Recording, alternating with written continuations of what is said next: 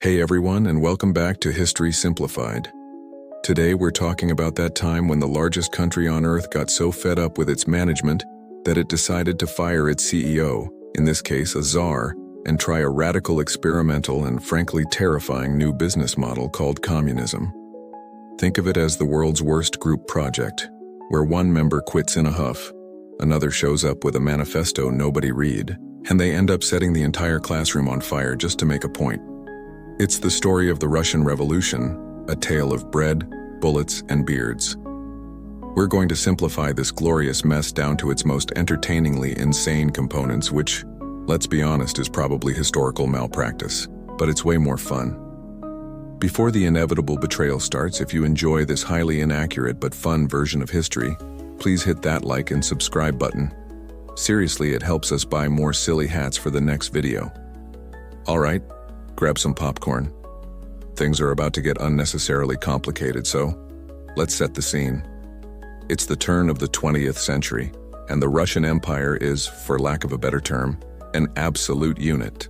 It's a colossal, sprawling beast of a country that covers 1/6 of the Earth's landmass. On paper, Russia looks like the final boss of a video game, huge, intimidating, and covered in fancy, sparkly armor. But underneath that armor, it's a hot mess. The empire is less of a cohesive nation and more of a giant, dysfunctional family reunion where nobody likes each other, and everyone speaks a different language. You've got Poles, Finns, Ukrainians, and 100 other groups all crammed under one imperial roof, and most of them would rather be anywhere else. The management style is, well, let's call it aggressively old-fashioned. While the rest of Europe was tentatively dipping its toes into things like democracy, constitutions, and not having one guy in a shiny hat make every single decision, Russia was clinging to a concept called autocracy. This is a fancy term that basically means the Tsar is in charge of everything, his word is law, and his authority comes directly from God. It's the political equivalent of your dad saying, "Because I said so," but with the added threat of being sent to Siberia if you argue.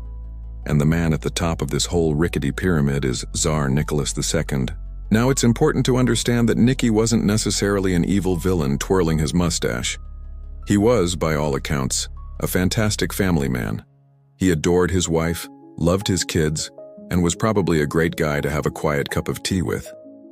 Unfortunately, the job description was rule a vast, complicated, and deeply troubled empire, not be a decent dad. He was a micromanager with no head for the big picture, a man who believed with every fiber of his being that God had personally chosen him to be the absolute ruler of Russia, and that any attempt to change this system was an insult to the Almighty himself.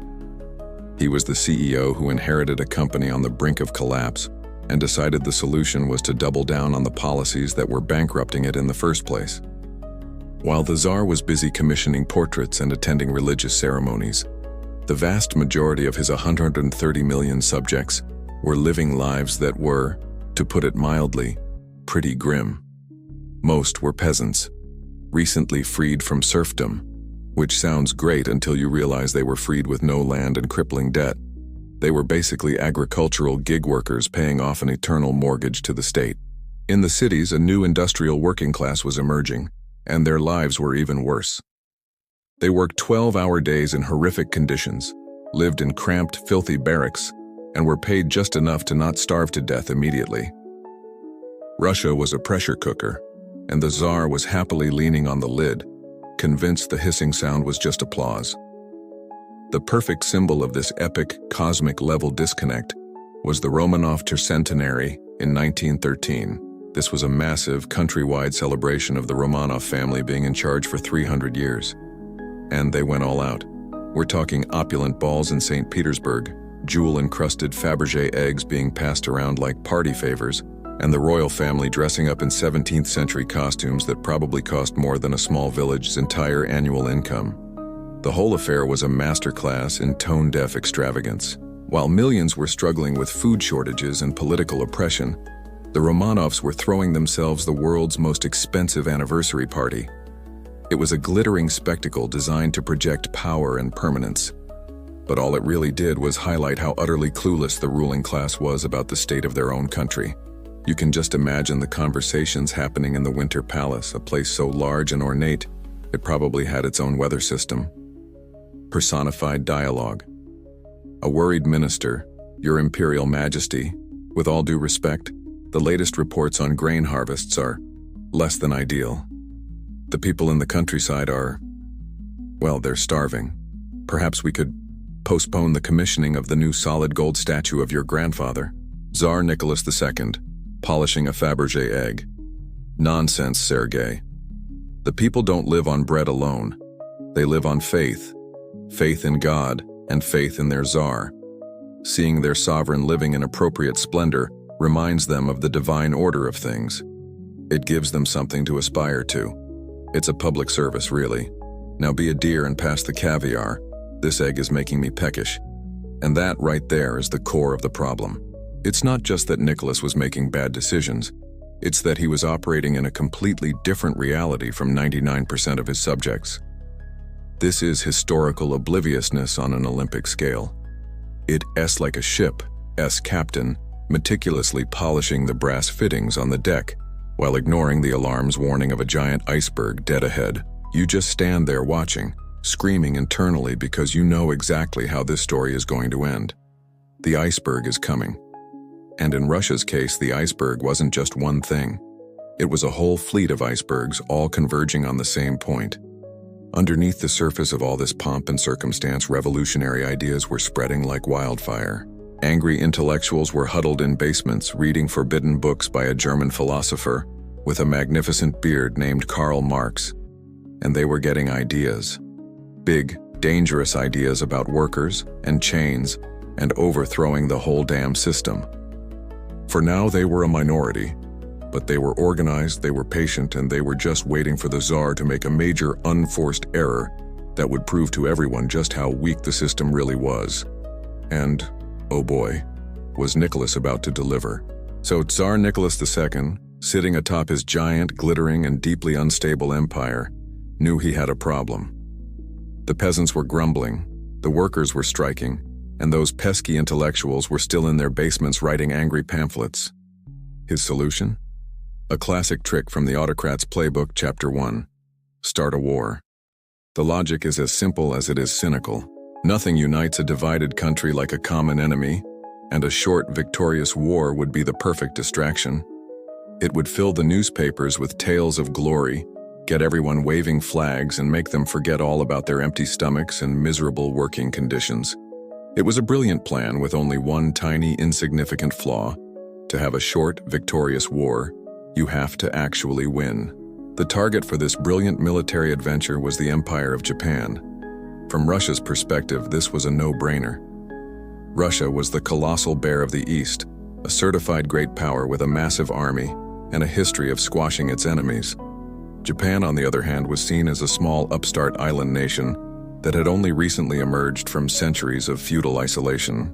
It was like a heavyweight champion deciding to pick a fight with a scrappy kid from the karate dojo down the street for some easy PR. Russia wanted control over a region called Manchuria and a warm water port for its navy, a port that wouldn't freeze over in the winter, which is a surprisingly persistent problem when most of your country is a frozen wasteland. Japan also had its eye on the same territory, particularly Korea. So Nicholas and his advisors, puffed up on imperial arrogance, essentially decided to go and kick Japan around a bit to show them who was boss. This was a catastrophic miscalculation. Russia saw Japan as it was 50 years ago. They completely missed the memo that Japan had spent those 50 years in the world's most intense training montage. It had modernized its government, industrialized its economy, and most importantly, built a brand new state-of-the-art army and navy, mostly with shiny toys purchased from Great Britain. Japan was disciplined, technologically advanced, and had a massive chip on its shoulder about being taken seriously on the world stage. Russia, by contrast, had an army that was huge but poorly equipped, led by incompetent aristocrats and plagued by logistical nightmares. Its military doctrine hadn't really been updated since the Napoleonic Wars. They were about to bring a musket to a machine gun fight. The war kicked off in 1904, and it went badly for Russia from the literal first minute. Japan, not wanting to waste time with formalities like declaring war, launched a surprise torpedo attack on the Russian Pacific Fleet stationed at Port Arthur. They crippled several of Russia's best ships before Moscow even knew they were in a fight. It was an audacious, devastating blow. Russia's main naval force in the region was now trapped, bottled up in a harbor by the Japanese fleet. The great Russian bear hadn't even thrown a punch yet, and it was already on the ropes, looking confused. But the real tragicomedy of the war was Russia's response. With their Pacific fleet neutralized, they decided to send their other fleet, the Baltic Fleet, to the rescue. There was just one small problem. The Baltic Sea is in northern Europe. Japan is in the Pacific. This meant the Russian fleet had to sail over 18,000 miles, literally halfway around the planet, to get to the battle. What followed was one of the most cursed naval voyages in human history. It was a 7-month-long floating disaster. The ships were old, the crews were inexperienced, and the whole thing was a logistical nightmare. Early in the trip in the North Sea, the twitchy and paranoid Russian sailors famously mistook a fleet of British fishing trawlers for Japanese torpedo boats and opened fire, sinking one and causing a massive international incident with the world's biggest naval power. They almost started another war while on their way to the first one. They had to beg for coal at neutral ports. Their ships were falling apart, and by the time they finally limped towards Japan, they were exhausted, demoralized, and sailing in rusty tubs. The grand finale was the Battle of Tsushima in May 1905. The Japanese admiral, Togo Heihachiro, a naval genius, was waiting for them. He had spent months drilling his modern fast ships for this exact moment. When the beleaguered Russian fleet steamed into the strait between Korea and Japan, Togo's fleet descended on them like wolves on a flock of exhausted, seasick sheep. The result wasn't a battle. It was an execution. The Japanese Navy annihilated the Russians. Of the 45 Russian ships that entered the battle, 21 were sunk, 7 were captured, and most of the rest were scattered. Japan lost 3 torpedo boats. It was a humiliation of staggering proportions. Russia's entire Baltic fleet had been deleted from existence. Personified dialogue at the peace talks in Portsmouth, New Hampshire, hosted by a very smug Teddy Roosevelt. Japan, sliding a map across the table. So let's review. You came at us. We sank your fleet at Port Arthur. Then you sent your other fleet on a 7-month vacation around the world, and we sank that one too. We now control Korea and Manchuria. Any questions? Russia, staring blankly. But we are large. We have winter on our side. My ministers told me the people would be distracted by our glorious victory parades. This is all deeply inconvenient. Japan, you can have a parade for your brave sailors at the bottom of the Tsushima Strait. Now, sign the treaty. The world is watching, and frankly, this is getting embarrassing for you. This is the moment when the myth of the Tsar's divinely ordained power shattered. It's one thing to have problems at home, but the entire legitimacy of the Russian autocracy rested on the idea that Russia was a mighty, unconquerable empire. To be so thoroughly and publicly thrashed by a nation they had dismissed as an inferior upstart was an epic geopolitical faceplant. This wasn't just a military loss, it was a deep national shame. The short, victorious war had turned into a long, disastrous defeat, costing thousands of lives and emptying the state treasury. All it accomplished was making the Tsar look like a blustering idiot who couldn't even win a war he started. The soldiers came home not as heroes, but as defeated, angry men who had seen the incompetence of their leaders firsthand. Back home, the war had caused prices to skyrocket and food to become even scarcer. The people weren't distracted. They were furious. The pressure cooker that had been hissing was now screaming, its lid shaking violently. The war had failed to prevent a revolution. Instead, it had made one absolutely inevitable. The humiliating spanking Russia received from Japan didn't just dent the national pride, it kicked the legs out from under the Tsar's authority. The magic was gone. The image of the all-powerful Russian state, led by a divinely appointed ruler, had been exposed as a fraud. He was just a man in a fancy hat, and a spectacularly incompetent one at that. Back home, the disastrous war effort meant the economy was in a free-fall. Factories were closing, prices for food and fuel were soaring, and the simmering pot of public discontent was now at a rolling boil. The entire country was a tinderbox, and all it needed was a single spark. That spark came from the Putilov Ironworks in St. Petersburg, a massive factory that was basically the heart of Russia's industrial machine. In January 1905, 4 workers were fired for being part of a labor union, which was technically illegal, but everyone was doing it anyway.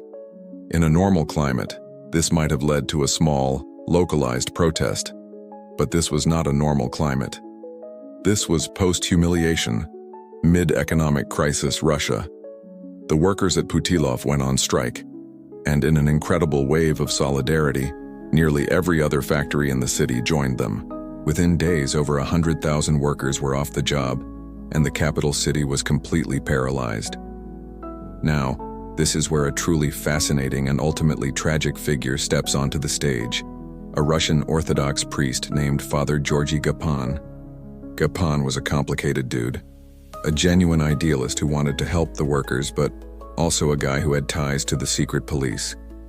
He was a master of political theater, and he came up with a plan that was both brilliant and breathtakingly naive. He decided that the strikers shouldn't just protest. They should appeal directly to the Tsar, their little father. The core belief, the myth that had held Russia together for centuries, was that the Tsar was a good, God-fearing man who loved his people, but was surrounded by corrupt, evil ministers who kept the truth from him. If the people could just bypass the bureaucracy and speak to him directly, heart to heart, he would surely see their suffering and fix everything. So, Father Gapan organized a grand, peaceful procession to the Tsar's home, the magnificent Winter Palace. This was not going to be an angry mob. It was a religious pilgrimage. He instructed everyone to dress in their Sunday best. They would carry not pitchforks and torches, but holy icons, religious banners, and most importantly, huge portraits of Tsar Nicholas II himself. They were marching to prove their loyalty and beg for his help. They drafted a petition, and it was a masterpiece of groveling.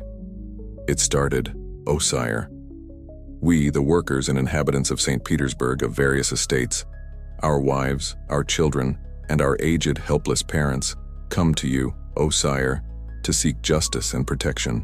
It went on to ask for some shockingly radical ideas, like an 8-hour workday, a minimum wage, and the right to organize. They were effectively asking to be treated like human beings. On the morning of Sunday, January 22, 1905, tens of thousands of people gathered across the city. It was a bitterly cold day, and they marched through the snow-covered streets, singing, "God Save the Tsar." It was a solemn, hopeful, and deeply moving spectacle. There was just one problem. The little father wasn't home. Nicholas, having been warned that things were a bit restless in the capital, had done what any great leader would do. He packed his bags and went to his countryside palace for the weekend.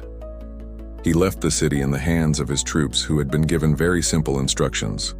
Don't let anyone reach the palace. As the columns of peaceful marchers holding their portraits of the very man they were trying to reach approached the square in front of the Winter Palace, they were met by thousands of heavily armed soldiers and Cossacks blocking their path. The troops ordered the crowd to turn back. The crowd, filled with a devout faith in their mission, refused. They genuinely believed the soldiers wouldn't fire on them. They were the Tsar's people. They pressed forward, calling for the Tsar to appear, and then the soldiers leveled their rifles and were given the order to fire. Volley after volley ripped through the dense crowd of unarmed men, women, and children. Cossacks on horseback charged in, slashing with their sabers. The snow, once white, was now stained red with blood. The portraits of the Tsar were dropped, trampled into the slush alongside the bodies of those who had carried them. Personified dialogue. The myth of the little father. A warm, paternalistic voice. "My children are coming to see me. Look how they sing my name and carry my image. Their simple peasant faith is so touching. I must protect them from the harsh realities of governance which they could never understand." The reality of autocracy. A cold, metallic voice punctuated by gunfire. Target confirmed. Unarmed civilians expressing faith in the system. Neutralize the threat to public order. Message from the little father delivered. End of transmission. This was Bloody Sunday, and it was, without exaggeration, the point of no return for the Russian monarchy. This wasn't just a tragedy, It was a public relations apocalypse. You cannot spend centuries cultivating a brand as the sacred, paternalistic protector of the Russian people, and then have your army slaughter them in the streets when they come to you for help. In a single afternoon, the regime had taken that centuries-old bond of trust and faith and had riddled it with bullets. The news spread like a shockwave across the empire. The story wasn't just Tsar's troops fire on rioters. It was Tsar murders his own children who came to him with a petition. The nickname Little Father was instantly and irrevocably replaced with Nicholas the Bloody. The massacre lit the fuse of the 1905 revolution. The strikes in St. Petersburg were no longer just about fired workers. They were about vengeance. The unrest exploded across the entire country. In the cities, workers formed councils or soviets to coordinate a massive general strike that shut down the entire Russian economy. In the countryside, peasants burned down manor houses and seized the land they'd always felt was theirs. In the Black Sea, the crew of the battleship Potemkin mutinied, a shocking sign that even the armed forces were no longer reliable. For the first time, all the disparate, angry groups across Russia had a single unifying cause: the complete and utter removal of the autocratic system. The Tsar, cowering in his palace, had lost control of his country. The war with Japan was lost, and now his empire was on fire from within. He was cornered, and he knew he had to offer something, anything, to stop the chaos before it consumed his throne entirely. So Russia is on fire. Not literally, mostly, but the 1905 revolution is in full swing. A general strike has brought the entire country to a screeching halt. The trains aren't running, the telegraphs are silent, and even the ballerinas are on strike. The Tsar's mighty empire is being held hostage by its own people, and Nicholas II is huddled in his palace, facing the terrifying reality that his divine right to rule might have an expiration date. His advisors, most of whom are either panicking or useless, finally push forward the one competent guy they have, Sergei Vita. Vita, a seasoned and pragmatic statesman, lays out the options for the Tsar in the starkest possible terms. Option A: appoint a military dictator, unleash the army, and drown the entire country in blood until everyone stops complaining. Option B: make some actual meaningful concessions and give the people a voice in government. Nicholas, a man who famously hated making decisions, detested both options. Drowning his country in blood felt a bit un-Christian, but the idea of sharing his God-given power with a bunch of loud, argumentative commoners was physically repulsive to him. He agonized, he prayed, he probably complained at length to his diary. But with the revolution breathing down his neck and Vita essentially telling him to pick a door before the mob picked one for him, the Tsar caved. On October 17, 1905, he grudgingly signed the October Manifesto. This document was a political earthquake.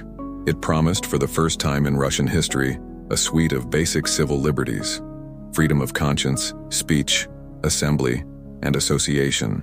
But the headline act, the real game changer, was the promise to create a state Duma, an elected national parliament. The manifesto clearly stated that no law could become effective without the Duma's approval.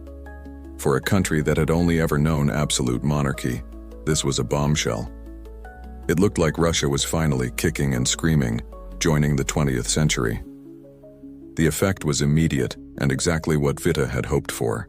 The revolutionary coalition shattered. The middle-class liberals and moderates, whose main goal was a constitutional monarchy, popped the champagne. They'd won. They had a constitution, sort of, and a parliament. Revolution over, let's go home and form political parties. They called themselves Octobrists because they were perfectly happy with what the October Manifesto offered. The more radical elements, however, like the Bolsheviks and Mensheviks, weren't buying it for a second. Lenin, from his exile in Switzerland, called the manifesto a fraud and a trick, a scrap of paper the Tsar would ignore the second he got the chance. But their voices were drowned out in the initial wave of relief. The general strike fizzled out. The revolutionary energy dissipated, and the Tsar was able to use the army to brutally crush the remaining pockets of resistance. The autocracy had survived. But Nicholas had signed the manifesto with his fingers crossed behind his back. Having promised a legislature, He and his ministers immediately set about making sure it would be as decorative and useless as a Fabergé egg. Before the first Duma could even meet, the Tsar issued the fundamental laws of 1906. This was the real constitution, and it was a masterclass in giving with one hand, while taking away with about 6 other hands. It reaffirmed that the Tsar was still the supreme autocrat. It gave him an absolute veto over any legislation. He alone could appoint and fire his ministers, who answered only to him, not the Duma. He kept total control of the military, foreign policy, and the state budget. And the cherry on top was Article 87, a beautiful little loophole that allowed him to dissolve the Duma whenever he felt like it, and rule by emergency decree in the meantime. It wasn't a system of checks and balances. It was a system of the Tsar checks to see what the Duma thinks and then does whatever he wants anyway. The first Duma was elected in 1906, and it was, predictably, full of angry liberals and peasants who came to St. Petersburg ready for a fight. They demanded radical land reform and genuine political power. Nicholas was horrified. This was not the polite, appreciative talking shop he had envisioned. After 73 days of non-stop, frustrating arguments, he just said, "Nope," and dissolved it. He called for new elections. The Russian people responded by electing the Second Duma in 1907, which was even more radical and even more anti-government than the first. This one lasted a whole 103 days before the Tsar, on the flimsy pretext that some deputies were plotting a coup. Dissolved that one too. Personified dialogue, Tsar Nicholas II, on the phone, nervously. So I gave them the parliament they wanted, a whole building and everything, with little desks, the concept of democracy, a calm, patient voice. Okay, and did you give them any power to say make laws that you can't just ignore?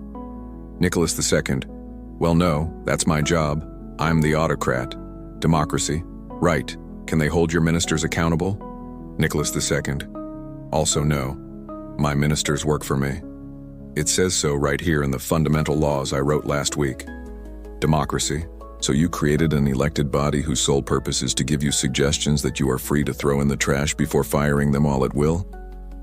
Nicholas II, precisely. It's a wonderful compromise. So why is everyone still so angry? This whole charade reveals the core tragedy of Nicholas II's reign. He genuinely could not comprehend the idea of sharing power. He saw politics as a zero-sum game, where any power the Duma gained was power he lost. And as God's chosen ruler, that was simply unacceptable. By creating a parliament and then immediately and publicly strangling it in its crib, he sent a clear message to the entire country. Peaceful, evolutionary change is not going to happen. He proved the radicals right. The only way to get real change in Russia wasn't to work with the Tsar, but to get rid of him entirely. After the second spectacular failure, the Tsar's new prime minister, the tough-as-nails Pyotr Stolypin, changed the election laws, which was super illegal by the way, to ensure that only the wealthy and conservative could vote in large numbers. This worked. The third and fourth Dumas were tame, obedient bodies that did what they were told. On the surface, things calmed down. Stolypin cracked down hard on revolutionaries while also pushing through some modest land reforms. For a few years, from about 1907 to 1914, Russia experienced a period of tense, fragile stability. The economy grew, the revolutionary movements were driven underground, and the Tsar probably breathed a sigh of relief, thinking he had finally put the lid back on the pressure cooker. But the fundamental problems hadn't been solved.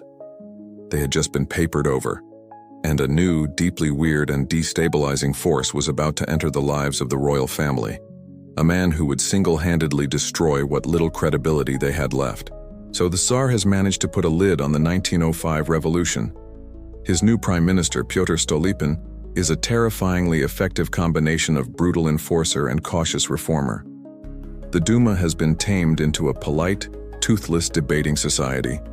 On the surface, an uneasy calm settles over the Russian Empire. It looks like Nicholas might have actually navigated the storm. But while the political fires were being stamped out, a deeply personal crisis within the walls of the Alexander Palace was about to unleash a new kind of chaos, one that would rot the monarchy from the inside out. The crisis centered on the one thing Nicholas and his wife, Alexandra, cared about more than anything: their son and heir, Alexei. The boy was the future of the 300-year-old Romanov dynasty, but he was born with a terrible secret: hemophilia. In the early 20th century, this genetic disease was a guaranteed death sentence. A simple fall, a nosebleed, any minor bump or bruise could trigger unstoppable internal bleeding, agonizing pain, and death. The royal doctors were helpless. Every day was a terrifying tightrope walk for the imperial family, especially for the Tsarina Alexandra, who had passed the disease to her son. She was consumed by a toxic cocktail of guilt, terror, and desperation. She would have done anything, consulted anyone, and believed anything if it offered even a sliver of hope for saving her child. Enter Grigory Yefimovich Rasputin. And let's be clear, this guy was one of the weirdest characters in all of history. He wasn't a priest or a monk, as he's often called. He was a starets, a wandering peasant faith healer from the wilds of Siberia. Imagine a man who looked like he'd just lost a fight with a bear and then slept in a haystack for a month. He had a wild, unkempt beard, long, greasy hair, and the most intense, hypnotic eyes you've ever seen. He rarely bathed, wore filthy peasant clothes even when meeting with royalty, and had the table manners of a starving wolf. He was also a charismatic genius, a magnetic personality who preached a bizarre, self-serving theology that the best way to get closer to God was to commit extravagant sins and then repent with equal passion. This mystical, smelly hobo from the middle of nowhere was introduced to the royal family in 1905 through their society friends who were into all sorts of spiritual fads. For a while, he was just another curiosity, but then, during one of Alexei's life-threatening bleeding episodes, the doctors threw up their hands and admitted they could do nothing more. In a fit of desperation, Alexandra sent for Rasputin. He was brought to the boy's bedside. He didn't bring medicine, he just sat there, prayed intensely, and spoke to the boy in a calm, soothing voice. And then, inexplicably, the bleeding stopped. The boy began to recover. From a modern perspective, historians believe Rasputin's magic was likely a combination of things. His hypnotic presence probably calmed the hysterical mother and child, lowering the boy's blood pressure. Crucially, he likely insisted the doctors be kept away, and those doctors were probably prescribing aspirin, a common painkiller of the day which, we now know, is a blood thinner, the absolute worst thing you can give a hemophiliac. But Alexandra didn't see science or psychology. She saw a miracle. God had answered her prayers and sent this holy man, this messenger, to save her beloved son. From that moment on, Rasputin wasn't just a guest. He was a lifeline. He became our friend, a permanent fixture in the royal circle. He was untouchable. Alexandra's faith in him was absolute and ferocious. In her mind, Rasputin's well-being was directly linked to her son's survival. Any criticism of Rasputin was not just a political disagreement, it was a direct threat to her child's life and an insult to God. And Nicholas, a weak-willed man who adored his wife and was terrified for his son, went along with it. Outside the palace walls, however, Rasputin was not seen as a man of God. He was seen as a debauched, power-hungry monster, and he did little to discourage this view. He engaged in legendary drinking binges, bragged openly about his influence over the papa and mama, and was constantly surrounded by a flock of society women who were drawn to his raw, mystical charisma. Rumors of his sexual escapades were the talk of St. Petersburg. Worse, he started meddling in politics. Incompetent officials who gained his favor were suddenly promoted to high office. Competent ministers who crossed him were dismissed. He was turning the Russian government into his personal playground. The press, as much as it was allowed, went wild, publishing salacious stories and cartoons depicting the lecherous monk manipulating the Tsar and Tsarina like puppets. Personified dialogue, a concerned government minister. Your Majesty, I must implore you. Rasputin held a cabinet meeting in a bathhouse last night. He appointed a man to run the national railways because the man's wife allegedly makes excellent borscht. The entire government is becoming a laughingstock. Tsarina Alexandra, looking serene and defiant. You speak of worldly matters. Grigory speaks of the soul. The man you mock as incompetent has a pure heart, which is far more important for managing railway logistics than your so-called experience. God's wisdom flows through Grigori. Are you questioning God's wisdom, Minister? Minister sighs. No, Your Majesty. I'll go congratulate the new head of railways on his wife's excellent soup. This is the moment when the Russian monarchy stopped being a respected institution and started becoming a circus. It's impossible to overstate the damage Rasputin did to the Romanovs' reputation. The whole point of a monarchy is its mystique, its dignified separation from the grubby affairs of common people. And now, the imperial family's closest confidant was a famously corrupt, drunken peasant who was running the country into the ground. It made the Tsar and Tsarina look weak, foolish, and completely out of control. It confirmed every conspiracy theory the public had. The Tsarina, already disliked for her German origins, was now rumored to be Rasputin's lover and a German spy, using him to destroy Russia from within. Even Prime Minister Stolypin, the one man who might have been able to stop the madness, saw the danger.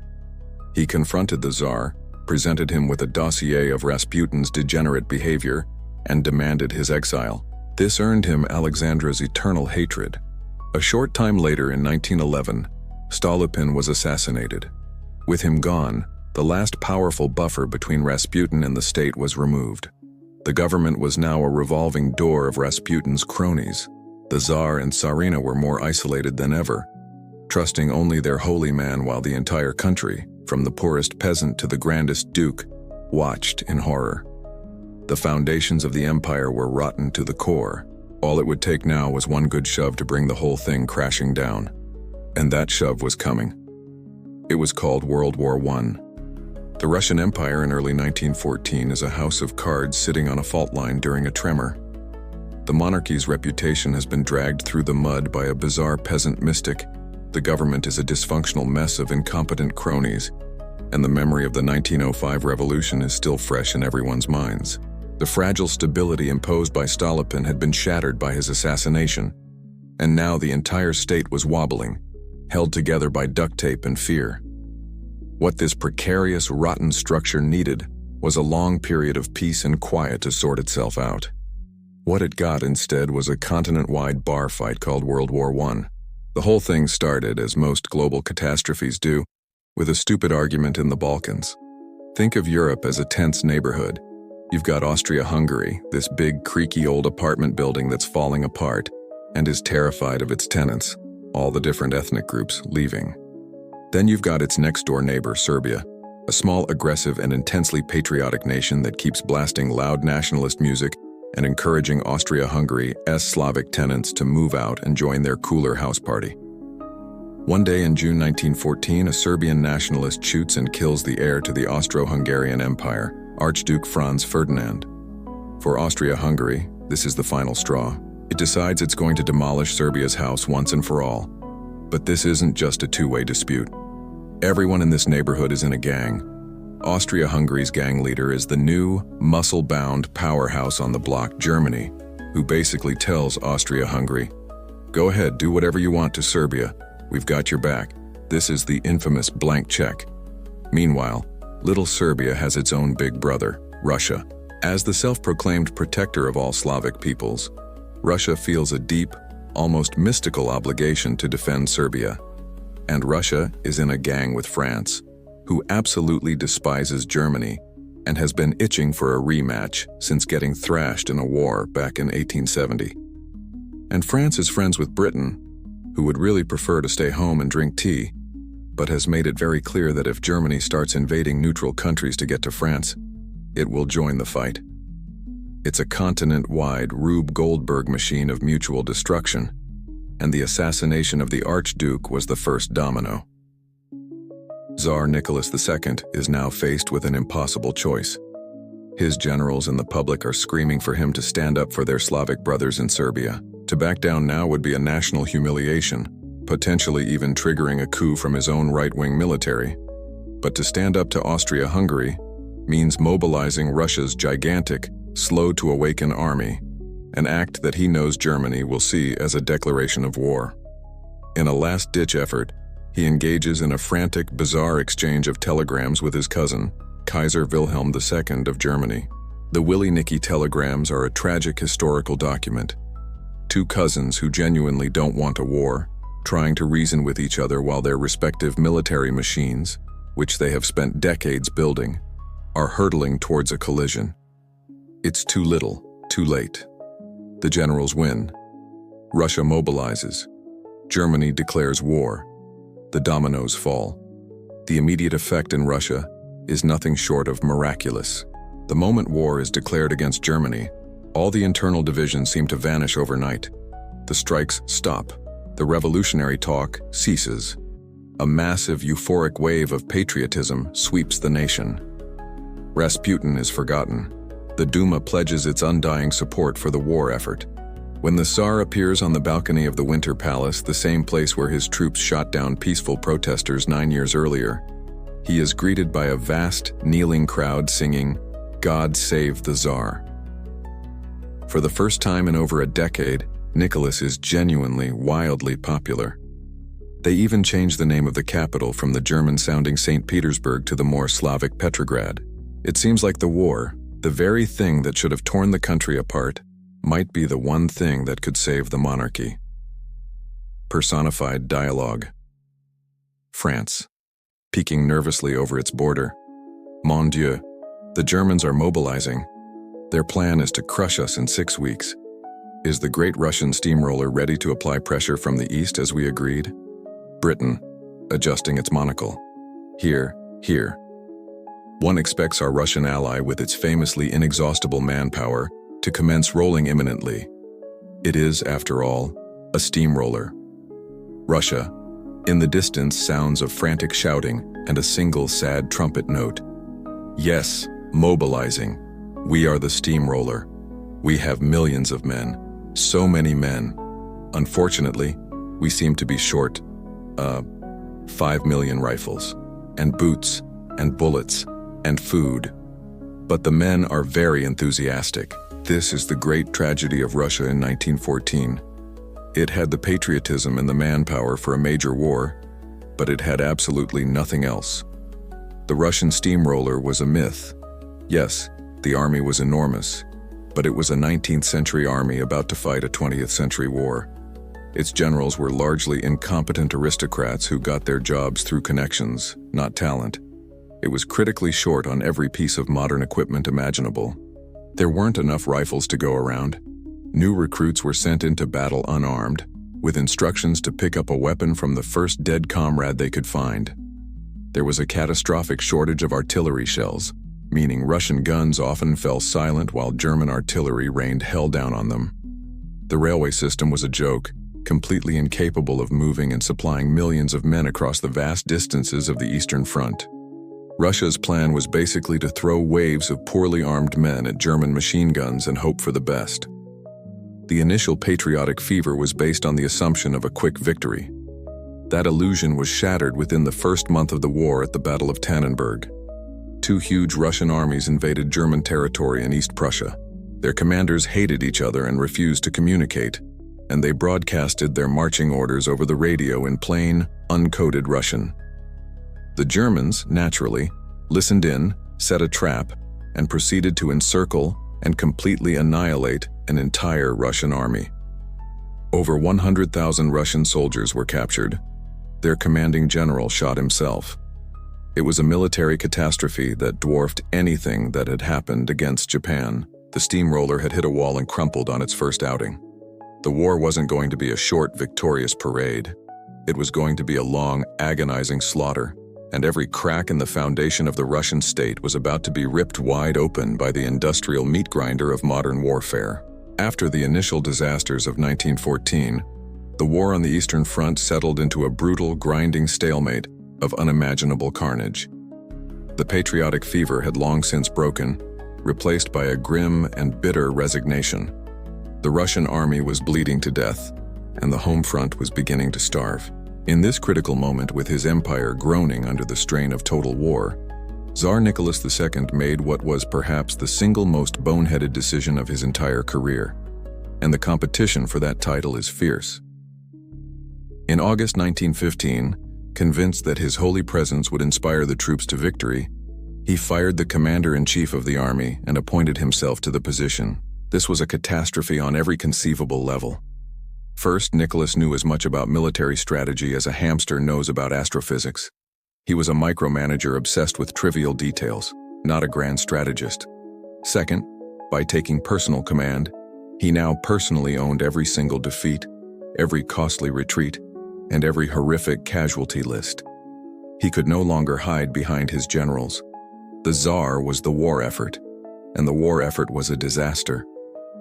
Finally, and most fatally, it meant he had to leave the capital and relocate to the dreary military headquarters in Mogilev, hundreds of miles from the center of power. So who did he leave in charge of running the country? His wife, the Tsarina Alexandra. And who was Alexandra's chief advisor, the man she trusted implicitly on all matters of state?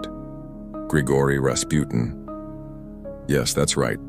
With the Tsar away playing soldier, the Russian Empire was now effectively being run by a deeply unpopular woman of German descent, which was a terrible look in the middle of a war with Germany, and a debauched, semi-literate mystic. What followed was a year and a half of governmental chaos known as ministerial leapfrog. Competent ministers were dismissed and replaced by incompetent cronies, often based on nothing more than a whim from Rasputin. The government ceased to function. It became a revolving door of idiots and sycophants, while the serious problems facing the country were completely ignored. In a desperate attempt to stop the madness, a group of conservative aristocrats, including the Tsar's own cousin, finally murdered Rasputin in December 1916, but it was far too late. The damage was done. The entire system was a joke. By the winter of 1916-1917, the situation in the capital, Petrograd, had become apocalyptic. The war had devoured the nation's resources. The railway network had collapsed under the strain, meaning that while there might have been food in the countryside, it couldn't get to the cities. Petrograd was starving. Long bread lines, filled with desperate women and children waiting for hours in the freezing cold only to be told the bakery was empty, became a defining feature of daily life. Inflation was rampant, making what little food was available unaffordable, and everyone was just so tired of the war. Millions were dead. Every family had lost someone. The initial patriotism had curdled into a deep, pervasive hatred for the government, for the German Tsarina, and for the distant, incompetent Tsar who had led them into this mess. The end came, as it so often does, over the price of bread. On February 23, 1917, by Russia's old calendar, which happened to be International Women's Day, a group of women textile workers, fed up with standing in line for nothing, spontaneously went on strike. They stormed out of their factories and marched through the streets shouting for bread. They went to the giant metalworks and armories, yelling at the male workers, calling them cowards and telling them to join the protest. And the men did. The next day, hundreds of thousands of workers were on strike. The slogans quickly evolved from just bread to the far more dangerous "down with the war" and "down with the autocracy." The Tsar, receiving telegrams about the hooligan disturbances at his headquarters, was unconcerned. He'd seen this before. He sent a curt message back to the authorities in Petrograd. "I command you to put a stop to these disorders tomorrow." He ordered them to use force. So the police and the army were sent in to clear the streets. And this is the moment that everything changed. This wasn't 1905. The soldiers in the Petrograd garrison weren't loyal professional troops. They were mostly older peasant conscripts recently drafted, who were just as miserable and angry as the protesters. At first, they were hesitant, firing into the air. Then a few units started openly fraternizing with the crowd. And then, one regiment, ordered to fire on the protesters, turned, shot its own officer, and joined the revolution. That was the tipping point. The mutiny spread like wildfire through the garrison. The Tsar's last line of defense had evaporated. The regime was now defenseless. Personified dialogue. Tsar Nicholas on a very bad telegraph line from HQ. Report from the capital. I trust my firm orders to suppress the rabble have been carried out. Tell them I'm quite cross. A panicked minister, hiding under a desk in Petrograd. Sire, your rabble is now the entire city. The soldiers you ordered to suppress them are now sharing cigarettes with them and handing out rifles. They've burned the police headquarters. The Duma is forming some sort of committee. I think I saw my cook carrying a grenade. Please advise. Over. The most incredible thing about the February Revolution is that it was a leaderless, spontaneous event. The professional revolutionaries were completely blindsided. Lenin was in exile in Switzerland, grumbling that he'd probably die before he saw a revolution in Russia. Trotsky was in New York giving lectures. The 300-year-old Romanov dynasty, this monolith of European autocracy, wasn't toppled by a masterful conspiracy or a grand political scheme. It simply collapsed under the weight of its own incompetence. It was so utterly discredited, so universally despised by every single class of society, that it dissolved into nothingness in less than a week. It wasn't assassinated. It just rotted away until it fell over. Realizing the situation was hopeless, the generals at the front and the leaders of the Duma made a pact. They sent a delegation to meet the Tsar, who was now pathetically stuck on his royal train, trying and failing to get back to his family near Petrograd. They calmly explained to him that he had lost the confidence of the army, the government, and the people. For the sake of Russia and winning the war, he had to go. Nicholas, isolated and exhausted, looked around and saw he had no allies left. There was no one left to fight for him. On March 2, 1917, he quietly signed the abdication document. The Romanov dynasty was over. Russia, after 1,000 years of monarchy, was suddenly without a master. The throne was empty, and a terrifying power vacuum had just opened up in the middle of the biggest war in human history. So the Tsar is out. The 300-year-old Romanov dynasty has ended not with a bang, but with a sad, lonely signature on a piece of paper in a stalled train car. Russia is now, for the first time in its history, a republic. Hooray! But this raises a terrifyingly large and immediate question. Who the hell is in charge now? In the chaotic power vacuum left by the monarchy's sudden implosion, two rival contenders emerged, setting up one of the weirdest political situations in history.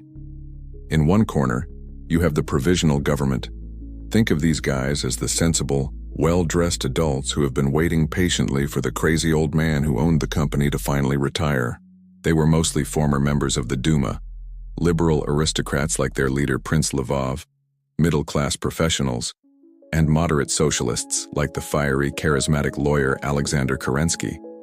They saw themselves as the legitimate heirs to power, the men who would steer Russia away from tyranny and turn it into a respectable Western-style parliamentary democracy. They were educated, they wore suits, and they believed in things like constitutions and due process. They had the official-looking letterhead, but not much else. In the other corner, you have the Petrograd Soviet of Workers and Soldiers deputies. This was not a government, it was a sprawling, chaotic, 1,000-person town hall meeting that never ended. It was a direct democracy in its rawest form, with delegates elected straight from the factory floors and the army barracks. The Soviet was the voice of the revolution, the embodiment of the angry, empowered masses. They were loud, they were radical, and crucially, they had the real power. The Provisional Government could issue a decree, but it was the Soviet that controlled the soldiers who would enforce it, the railway workers who would transport it, and the telegraph operators who would transmit it. They even issued their own Order No. 1, which instructed all soldiers to only obey the Provisional Government if the Soviet agreed, effectively giving them a veto over the entire military. This bizarre setup was called dvovlasti, or dual power. For the next 8 months, Russia was governed by this two-headed monster. The Provisional Government had authority without power, while the Petrograd Soviet had power without authority. They even shared the same building, the torrid palace with the stuffy ministers of the government working in one wing, while the shouting, chain-smoking delegates of the Soviet debated in the other. It was the world's most dysfunctional political cohabitation, a recipe for total paralysis. Now, to be fair, the Provisional Government started out with a bang. In its first few weeks, it enacted a sweeping series of liberal reforms that were genuinely breathtaking. It declared a total amnesty for all political prisoners, sending thousands of revolutionaries streaming back from Siberia and foreign exile. It established ironclad freedoms of speech, press, and assembly. It abolished the dreaded Okhrana, the Tsar's secret police. It promised equality for all citizens regardless of religion or ethnicity. The energetic Minister of Justice declared Russia the freest country in the world, and for a brief, shining moment he was probably right. They were building a liberal paradise. There was just one tiny, insignificant, country-destroying problem. The revolution had happened for three main reasons. People wanted peace, people wanted land, and people wanted bread. The war was the acid that had dissolved the old regime. The desire for land was the ancient dream of the peasantry. The lack of bread was the spark that had lit the final fire. The Provisional Government, in its infinite wisdom, decided to address exactly none of these issues. Instead, they made one of the most colossal, tone-deaf, politically suicidal decisions in modern history. They decided to keep fighting World War I. Personified dialogue. The Provisional Government, in a brand new suit, beaming with pride. People of free Russia, we have done it, the tyrant is gone. You now have freedom of speech, freedom of assembly, the right to a fair trial. We are a beacon of democracy. A random Russian soldier covered in mud holding a rusty rifle. That's lovely. Seriously, top-notch work on the freedoms. So the war's over then? I can go home and help with the harvest? The Provisional Government. Excellent question. About the war. We've decided to relaunch it as a new rebranded War for Revolutionary Freedom. We have a sacred duty to our allies, Britain and France, to fight on until victory against German imperialism. Soldier stares blankly. So, you want me to keep getting shot at, but for democracy now? Does democracy come with bread? The Provisional Government. Bread will come after the glorious victory. For now, back to the trenches, for free Russia. Why? Why on God's green earth did they do this? Their reasoning, from their comfortable, well-fed perspective in Petrograd, made a certain kind of sense. They were honorable men who felt bound by the Tsar's treaties with the Allies. To pull out of the war would be a treacherous betrayal. They also feared that if they made a separate peace, Germany would impose devastating terms on Russia, carving up its territory. So they came up with this idea of revolutionary defensism. They would re-energize the exhausted, mutinous army by telling them they were no longer fighting for the Tsar, but for the revolution itself. This was a sales pitch that went over about as well as a lead balloon in a hurricane. It was a catastrophic failure to read the room. The room, in this case, was the entire country, and the country was screaming, peace. This single decision was the Provisional Government's death warrant. It instantly created a chasm between itself and the very people it was supposed to be leading. To the soldiers in the trenches, it was a betrayal. To the workers in the cities, it meant the food and fuel shortages would continue. To the peasants in the countryside, it meant their demands for land would be postponed until the war was over, which increasingly looked like never. The government had all the formal freedoms a political science textbook could dream of, but it couldn't provide the one thing anyone actually cared about: an end to the suffering. They had opened the door to a democratic paradise, but the path was blocked by the same old meat grinder of a war. The Russian people were looking for a way out, and the Provisional Government had just locked the door and thrown away the key. This created a perfect opening for anyone radical enough and ruthless enough to promise the people what they truly wanted. And Germany, in a stroke of cynical genius, was about to make sure that a man with just such a promise was delivered directly to Russia's doorstep. The Provisional Government, in its starched collars and liberal optimism, had just made a fatal error. By vowing to continue the war, they had completely misjudged the single most important desire of the Russian people. They had created a massive credibility gap, and the masses, the soldiers, the workers, the peasants, were now desperately searching for a political party, any party, that would give them what they actually wanted: peace. This gaping wound in the Russian body politic did not go unnoticed. Over in Berlin, the German High Command, who were getting pretty tired of fighting a brutal two-front war, suddenly had a moment of diabolical, world-altering inspiration. Germany's situation in 1917 was grim.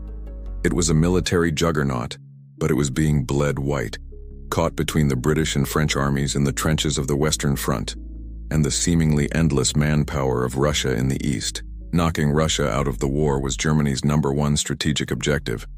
If they could force a peace in the east, they could transfer hundreds of thousands of troops to the west and potentially deliver a knockout blow to France before the Americans who had just entered the war arrived in force. The February Revolution was a gift from heaven. Russia was chaotic, its army was demoralized, and its new government was weak. All it needed was one final push to shove it over the edge into total collapse. The Germans decided they would provide that push. Their secret weapon wasn't a new type of poison gas or a giant cannon. It was a man, a short, bald, intensely angry Russian revolutionary who was currently kicking his heels in exile in Zurich, Switzerland. His name was Vladimir Ilyich Ulyanov, better known as Lenin. Now, Lenin was not your average armchair socialist. This man was a professional revolutionary, forged in the fires of conspiracy and persecution. His older brother had been hanged for trying to assassinate Tsar Alexander III, and Lenin had dedicated his entire life, with a cold, monomaniacal fury, to one goal: the violent overthrow of the capitalist state. He was a devout follower of Karl Marx, but with a twist. While most Marxists believed that a country had to go through a long phase of bourgeois, capitalist democracy before it was ready for a workers' revolution, Lenin said, nonsense. He argued that a small, hyper-disciplined, centralized party of professional revolutionaries, his party, the Bolsheviks, could seize power now and drag Russia kicking and screaming into a socialist future. In early 1917, the Bolsheviks were a tiny fringe party in Russia, viewed by most other socialists as extremist nutjobs. But their one unwavering core belief was that World War I was an imperialist crime, and they wanted it to end immediately, by any means necessary. This made Lenin the perfect tool for the German high command. Here was a man who wanted the exact same thing they did: Russia out of the war, albeit for very different reasons. So in one of the most cynical and consequential deals in history, the German government contacted Lenin and his circle in Switzerland and made them an offer. We will grant you safe passage from Switzerland across Germany all the way to the Baltic coast, from where you can travel back to Russia. It was an audacious plan. They would essentially be planting a human-sized chaos bomb in the heart of their enemy's capital. The method of transport was a so-called sealed train. Lenin and about 30 other revolutionaries would be put in a single train carriage, and the doors would be locked for the entire duration of its journey through Germany. This served two purposes. It maintained the thin diplomatic fiction that the Germans weren't actively collaborating with Lenin, and more importantly, it was to prevent Lenin's radical ideas, this political virus, from accidentally infecting the German population along the way. Personified dialogue. A cautious German diplomat. General Ludendorff, with all respect, this seems unwise. We are transporting the most virulent anti-government revolutionary on the continent through our own country. General Ludendorff. Think of it, man, not as a risk, but as an investment in chaos. Lenin is like a vial of typhoid. We are going to carefully smuggle this vial into Petrograd's water supply. The resulting political sickness will paralyze Russia and allow us to win the war. Diplomat. And what happens if the vial breaks here? Or if the disease spreads back across the border after it's done its work? Ludendorff. Nonsense. German immunity is strong. What could possibly go wrong? This journey was one for the history books, a train full of the world's most hardcore communists rattling across the German Empire, financed by the Kaiser's own government, on a mission to start a revolution that would ultimately seek to destroy all empires, including Germany's. The irony was palpable. After a week-long journey, Lenin and his comrades arrived at the Finland station in Petrograd on April 3, 1917. His arrival was a spectacle. The local Bolsheviks had organized a massive welcome. Thousands of workers and soldiers crowded the station, waving red flags. The leaders of the Petrograd Soviet were there, ready to give Lenin a hero's welcome. The head of the Soviet, a Menshevik named Chikaidze, greeted Lenin with a bouquet of roses and launched into a speech about how all socialists must now unite and work together to defend the Great Revolution. Lenin's reaction was stunning. He reportedly took the flowers, looked at them awkwardly, and then completely ignored the official welcoming party. He strode out of the station, climbed onto the turret of an armored car, and, illuminated by searchlights, delivered a thunderous speech to the crowd. He didn't speak of unity. He didn't praise the February Revolution. Instead, he utterly denounced the Provisional Government as a bunch of bourgeois capitalists.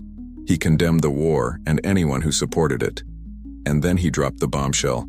All power to the Soviets. The crowd was electrified. The other socialist leaders were horrified. They thought he'd gone completely insane, that he'd lost touch with reality during his long exile. But Lenin didn't care. He wasn't there to make friends or join the existing revolutionary consensus. He was there to hijack the whole revolution and steer it in his own radical direction. Germany had wanted to cause some political instability. They had no idea they had just successfully delivered the architect of a new world order to their enemy's front door. Lenin's dramatic armored car speech at Finland Station was just the appetizer. The main course came the very next day. He strode into a meeting of the top socialist leaders, his own Bolsheviks plus their rivals, the Mensheviks, and proceeded to lay out his plan for the future of Russia. This plan, a 10-point manifesto that would become known as the April Theses, was so radical, so utterly contrary to the accepted Marxist doctrine of the day, that the room was left in a state of stunned, bewildered silence. The other socialists didn't just disagree with him, they thought he had contracted some kind of brain fever during his exile. Let's break down what was so shocking about these theses. For months, the socialists in Russia had been operating on a general consensus. The idea was that Russia, being a backward, feudal country, first had to go through a bourgeois revolution. This meant they would support the new liberal provisional government, let it build a nice, stable capitalist democracy, and then, someday, maybe decades in the future, the conditions would be ripe for a proper workers' revolution. It was all very patient, very theoretical, and very, very boring. Lenin took that entire textbook theory, ripped it to shreds, and set it on fire. His first point was a declaration of total war against the Provisional Government. No support, no cooperation, no compromise. He branded them a bunch of greedy capitalists who were simply carrying on the Tsar's imperialist war for their own profit. While other socialists were timidly trying to push the government to the left, Lenin was calling for its immediate and complete overthrow. His second point was even more explosive: an immediate end to the war. He wasn't talking about negotiating an honorable peace. He was calling for revolutionary defeatism. He wanted Russian soldiers to stop fighting the Germans and start a class war against their own officers. He openly advocated for turning the imperialist war between nations into a civil war within each nation. To the other socialists, who had grudgingly accepted the idea of a defensive war to protect the revolution, this was treasonous madness. And third, he offered his alternative: all power to the Soviets. This was his masterstroke. He argued that they shouldn't be aiming for a parliamentary republic like France or America. That was old news. The Soviets, the councils of workers, soldiers, and peasants that had sprung up everywhere, were a new, higher form of democracy. This was the real government of the people, and it should take all power into its own hands. This was a direct call for a second revolution. Then he distilled this entire radical program into the most potent, effective, and devastatingly simple political slogan of all time: peace, land, and bread. This was marketing genius on a level that would make modern advertising executives weep with envy. It wasn't a complicated ideological statement. It was a direct, punchy answer to the three most desperate needs of the Russian people: peace, for the millions of soldiers in the trenches who were sick of dying for a cause they no longer believed in, and for their families back home; land, for the 100 million peasants who made up over 80% of the population and whose entire existence was defined by a centuries-old dream of owning the fields they worked; bread, for the starving workers in the cities who couldn't feed their families. While the Provisional Government was offering abstract concepts like patriotic duty, allied commitments, and elections for a constituent assembly at some point in the future, Lenin was offering tangible solutions to everyone's immediate misery. It was an unbeatable message. Personified dialogue. A moderate Menshevik intellectual, stroking his beard thoughtfully, Comrade Lenin's thesis is theoretically unsound. According to the foundational texts of Marxism, a proletarian revolution cannot precede the full development of capitalist productive forces.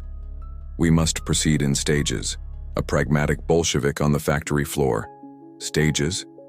The wife sent me to the breadline at 4 a.m. and I came home with nothing. My brother just died at the front. The landlord is still the landlord. What stage is that exactly? Lenin shouting from a soapbox. It's the stage where you get nothing. They offer you war, hunger, and waiting. We offer you peace, land, and bread. Now, whose offer sounds better? The initial reaction to the April theses, even within the Bolshevik Party, was sheer horror. The editors of the Bolshevik newspaper Pravda, which included a young Joseph Stalin, refused to publish them without a disclaimer saying they were just Lenin's personal and probably crazy opinion. An old Marxist philosopher who had been Lenin's teacher publicly declared that Lenin's ideas would destroy the revolution. His rivals openly mocked him, calling his speech the ravings of a madman. They thought he was a fringe lunatic who would quickly be ignored. They were wrong. Lenin was a political street fighter, and he was utterly relentless. He argued, cajoled, and bullied in meeting after meeting. More importantly, his radical message resonated powerfully with the new members flooding into the Bolshevik Party, the angry soldiers, sailors, and factory workers who didn't care about Marxist dogma. They cared about peace, land, and bread. In a few short weeks, through sheer force of will, Lenin dragged his entire party over to his radical position. This is the moment the Bolsheviks went from being one of several competing socialist factions to becoming the only clear, radical alternative to the status quo. The April theses were a gamble, a declaration that there would be no middle ground. You were either with the Provisional Government and its war, or you were for a second, more radical revolution. By drawing that line in the sand, Lenin offered a clarity that no one else could match. His party, which had been a tiny sect of around 20,000 members in February, was about to explode in popularity, becoming the voice for every Russian who was fed up with the endless war and empty promises. The stage was now set for a showdown, and the Provisional Government was about to hand Lenin the perfect opportunity to prove his point by launching a new military offensive that was doomed to fail. With Lenin's radical peace, land, and bread program electrifying the masses, the Provisional Government was in deep, deep trouble. Its authority was bleeding away by the day. The new Minister of War, the energetic and theatrical Alexander Kerensky, decided that the only way to restore the government's credibility, rally the country, and shut the Bolsheviks up was to do the one thing everyone was sick of: launch another massive military offensive. In June 1917, the Russian army was ordered to attack. The Kerensky Offensive, as it was known, was a disaster of apocalyptic proportions. The Russian soldiers, many of whom had been thoroughly radicalized by Bolshevik agitators, took one look at the German machine guns, said nope, and ran. The army didn't just retreat, it completely disintegrated. Entire units mutinied, murdered their officers, and went home. The news of this catastrophe sent Petrograd into a frenzy. In July, radical soldiers and workers, many waving Bolshevik banners, poured into the streets in a chaotic, semi-spontaneous uprising known as the July Days. They demanded the overthrow of the government and that the Soviet take power. Lenin, however, thought the timing was premature. The Bolsheviks weren't ready. But the uprising happened anyway, and the government, using the few loyal troops it could find, successfully crushed it. The crackdown was severe. The Bolshevik newspaper was smashed up. Warrants were issued for the arrest of their leaders, and Trotsky was thrown in prison. Lenin, now publicly accused by the government of being a German spy, had to shave his signature beard and goatee, don a wig, and flee in disguise to Finland. For a brief moment, it looked like the Bolsheviks were finished. The revolution, it seemed, had been saved for the moderates. With the Bolsheviks suppressed, Kerensky was now the head of the government, the most powerful man in Russia. But his position was incredibly fragile. The radical left now despised him as a traitor who had fired on the workers. Meanwhile, the political right, the army officers, the industrialists, the former nobility, saw him as a weak, ineffectual socialist who was letting the country slide into anarchy. He was trying to navigate a political minefield with enemies on all sides. In a desperate bid to restore order and discipline, he appointed a new supreme commander of the army, General Laver Kornilov. Kornilov was everything Kerensky was not. He was a tough, blunt, no-nonsense military man, famous for his personal bravery and his absolute contempt for socialist politicians and revolutionary committees. He was the man on a white horse that the conservatives had been dreaming of, the one who would finally crush the Soviets, restore the death penalty in the army, and get Russia back to the serious business of fighting the Germans. Kerensky hoped Kornilov would be his strong right arm. Kornilov, it turned out, thought Kerensky was part of the disease that needed to be cured. What happened next, in August 1917, is the Kornilov affair, one of the most confusing and pivotal moments of the revolution. Kerensky and Kornilov had a series of extremely muddled conversations about the need to bring loyal troops to Petrograd to restore order. Kerensky seems to have thought he was authorizing Kornilov to bring troops to suppress any future Bolshevik uprisings. Kornilov seems to have understood that he had Kerensky's blessing to march on Petrograd, eliminate the Soviet, and establish what amounted to a military dictatorship.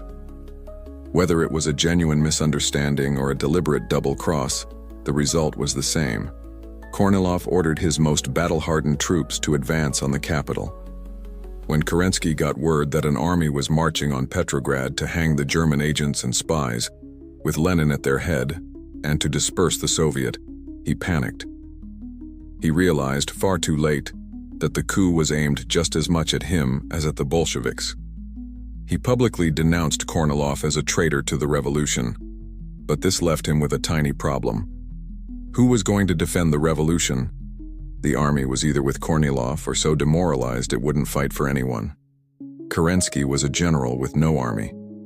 In a spectacular act of political desperation, he was forced to turn to the only organized, disciplined, and motivated fighting force in the city, the very people he had just thrown in jail a month earlier. He turned to the Bolsheviks. Personified dialogue. Alexander Kerensky, pacing frantically. A right-wing general is staging a coup. He's going to hang me. But I have no one to fight for me. What do I do? What do I do? The ghost of political foresight. I mean, you just locked up thousands of fanatical, heavily armed socialists who also hate that general. You could ask them for help? Kerensky. Brilliant. I'll free the Bolsheviks from prison. I'll give their Red Guard militias thousands of rifles from the state armories. They'll stop Kornilov for me. The ghost of political foresight. Just one follow-up question. What do you think they'll do with those rifles after they've stopped Kornilov? Kerensky.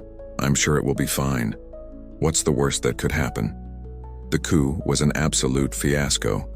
It collapsed before a single shot was fired in Petrograd's defense. The Bolsheviks, suddenly transformed from persecuted outlaws to saviors of the city, organized the defense with ruthless efficiency. Bolshevik railway workers diverted or tore up the tracks, stranding Kornilov's troop trains in the middle of nowhere. Bolshevik agitators were sent to meet the soldiers, explaining that they were being tricked into crushing the revolution by a renegade general. Kornilov's elite troops, confronted not by enemy soldiers but by fellow Russians, begging them not to start a civil war, simply refused to advance. The army melted away. Kornilov was arrested. The coup was over. The fallout was a political earthquake that reshaped the entire landscape. Kornilov and the right wing were utterly discredited. Kerensky was exposed as a weak, hysterical leader who had first conspired with the counter-revolutionary, then panicked and armed his mortal enemies. His authority was completely and irrevocably shattered. And the Bolsheviks? The Bolsheviks were the undisputed winners. They had stood firm against the forces of reaction while Kerensky dithered. They were now seen by the workers and soldiers of Petrograd as the revolution's only true defenders. Their leaders were out of prison. Their militias were now armed with government-issued rifles, and their popularity surged. In the aftermath of the affair, the Bolsheviks won their first-ever majorities in the elections for the Petrograd and Moscow Soviets. The path to power was now wide open.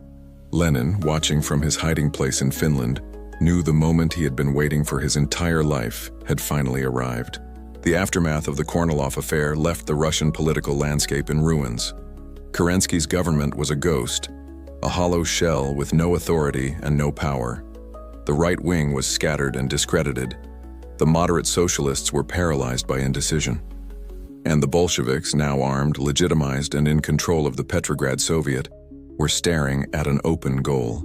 From his hiding place in Finland, Lenin began a frantic campaign bombarding the Bolshevik leadership in the capital with a series of furious, desperate letters. "The crisis has matured," he wrote. "History will not forgive us if we do not take power now. To delay is a crime." But back in Petrograd, the Bolshevik Central Committee was having a serious case of cold feet. Two of Lenin's oldest and closest comrades, Grigory Zinoviev and Lev Kamenev, were terrified. They argued that a premature uprising was a reckless gamble that would be crushed, destroying the party forever.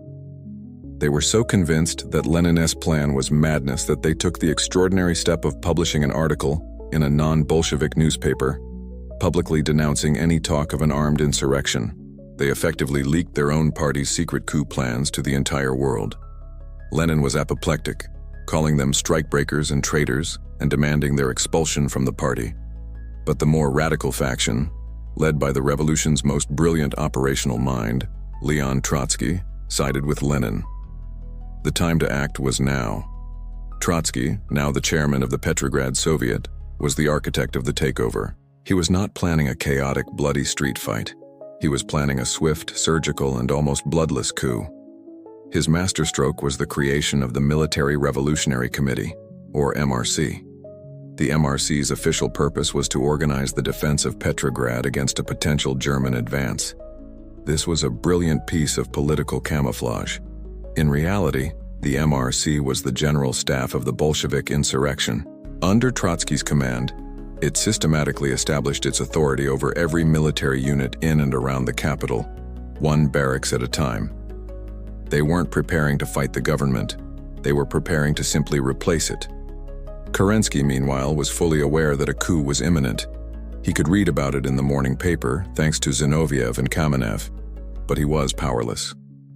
He gave a series of fiery, dramatic speeches in the pre-parliament, but there was almost no one left to listen. He had no loyal troops to call upon. On the morning of October 24th, he finally made his move.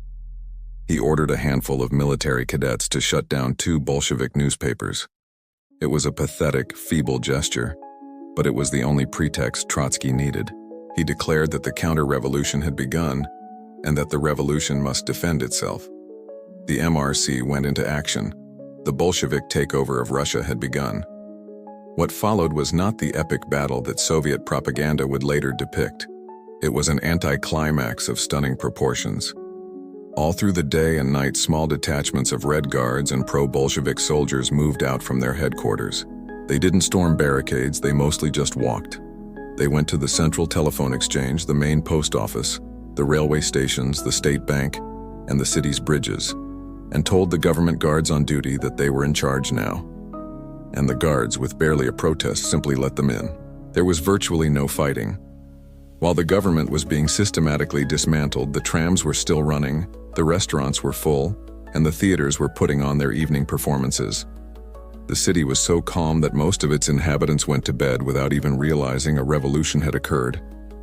The grand finale was the storming of the Winter Palace, where the last ministers of the Provisional Government were huddled together, desperately waiting for loyal troops that would never arrive. The palace was defended by a motley crew of a few hundred officer cadets and most famously a women's battalion. The assault was a comedy of errors. It was delayed for hours because the Bolsheviks couldn't find a red lantern to signal the start. The blank shot fired from the cruiser Aurora, the supposed signal, was mostly just a loud noise that shattered some palace windows.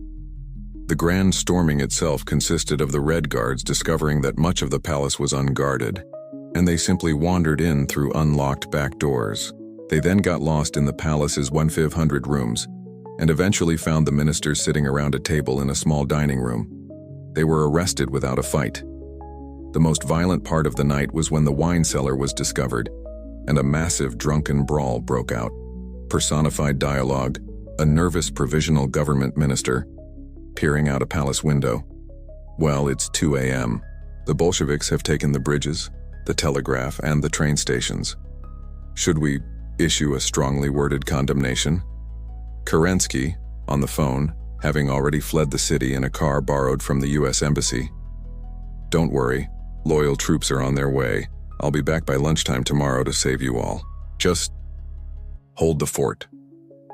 A Bolshevik Red Guard, kicking open the unlocked door. Excuse me, comrades. Is this the room with the government in it? The revolution has sent us to arrest you. Please finish your tea. While this slightly farcical scene was playing out, Lenin, finally out of his disguise, made his way to the Second All-Russian Congress of Soviets, which was conveniently in session that very night. Trotsky took the stage and declared to the delegates, "We are telling you that the government of Kerensky is deposed." The moderate socialists, the Mensheviks and others, were aghast. They screamed that this was a criminal, illegal coup d'etat and, in a fit of righteous indignation, they stood up and walked out of the hall in protest. It was a fatal mistake. As they left, Trotsky shouted after them the revolution's most famous and cutting insult. "You are pitiful, isolated individuals. You are bankrupts. Your role is played out. Go where you belong from now on, into the dustbin of history." With his opponents gone, Lenin and the Bolsheviks now had total control of the Soviet Congress, which they could claim was the new legitimate government of all of Russia. The coup was complete, with the moderate socialists having dramatically stormed out into the dustbin of history. The Second Congress of Soviets was now a full-blown Bolshevik pep rally. The room was electric. And into this scene of revolutionary triumph stepped Lenin, the man who had willed this moment into being. For the first time, he wasn't a clandestine conspirator or a hunted fugitive. He was the head of government of the largest nation on earth. He walked to the podium and was met with a thunderous, minutes-long ovation. When the cheering finally died down, he uttered a simple, almost conversational sentence: "We shall now proceed to construct the socialist order." His first act was to deliver on his single most important promise. He read aloud his decree on peace. This was not a document like any other in the history of diplomacy. It wasn't a polite, carefully worded note sent from one government to another. It was a revolutionary manifesto, a public proclamation broadcast to the entire world, deliberately aimed to all the belligerent peoples and their governments. Lenin was bypassing the traditional channels of power and speaking directly to the ordinary, war-weary citizens of Europe. The decree called for an immediate democratic peace without annexations and without indemnities. In plain English, this meant, everybody stop fighting, right now. Nobody gets to take any territory. Nobody has to pay for the damages. Just pack up, go home, and we'll call the whole miserable slaughter a draw. But the truly explosive part of the decree was its final appeal. It openly called upon the industrial workers of Germany, Britain, and France, the three most advanced nations of mankind, to rise up in revolt. He urged them to complete the task of liberating the laboring and exploited masses of the population from all slavery and all exploitation. This wasn't a peace treaty. It was a formal invitation to a continent-wide class war. It was the Bolsheviks officially announcing that their foreign policy was now world revolution. This might sound like utter madness, but it was the core of the Bolsheviks' entire worldview. Lenin, Trotsky, and the others were convinced that their revolution in backward, peasant-dominated Russia could not survive on its own. They saw it as merely the first domino to fall. They genuinely, fervently believed that the workers of industrialized Germany, brutalized by 3 years in the trenches, were on the very brink of their own socialist revolution. They thought that their decree on peace would be the spark that would ignite the German powder keg. Their grand strategy was that the German workers would overthrow the Kaiser, establish their own Soviet government, and then the two new socialist brother nations would make a beautiful revolutionary peace together and lead the world into a new era of communism. That same night, to shore up their domestic support, they also passed the decree on land.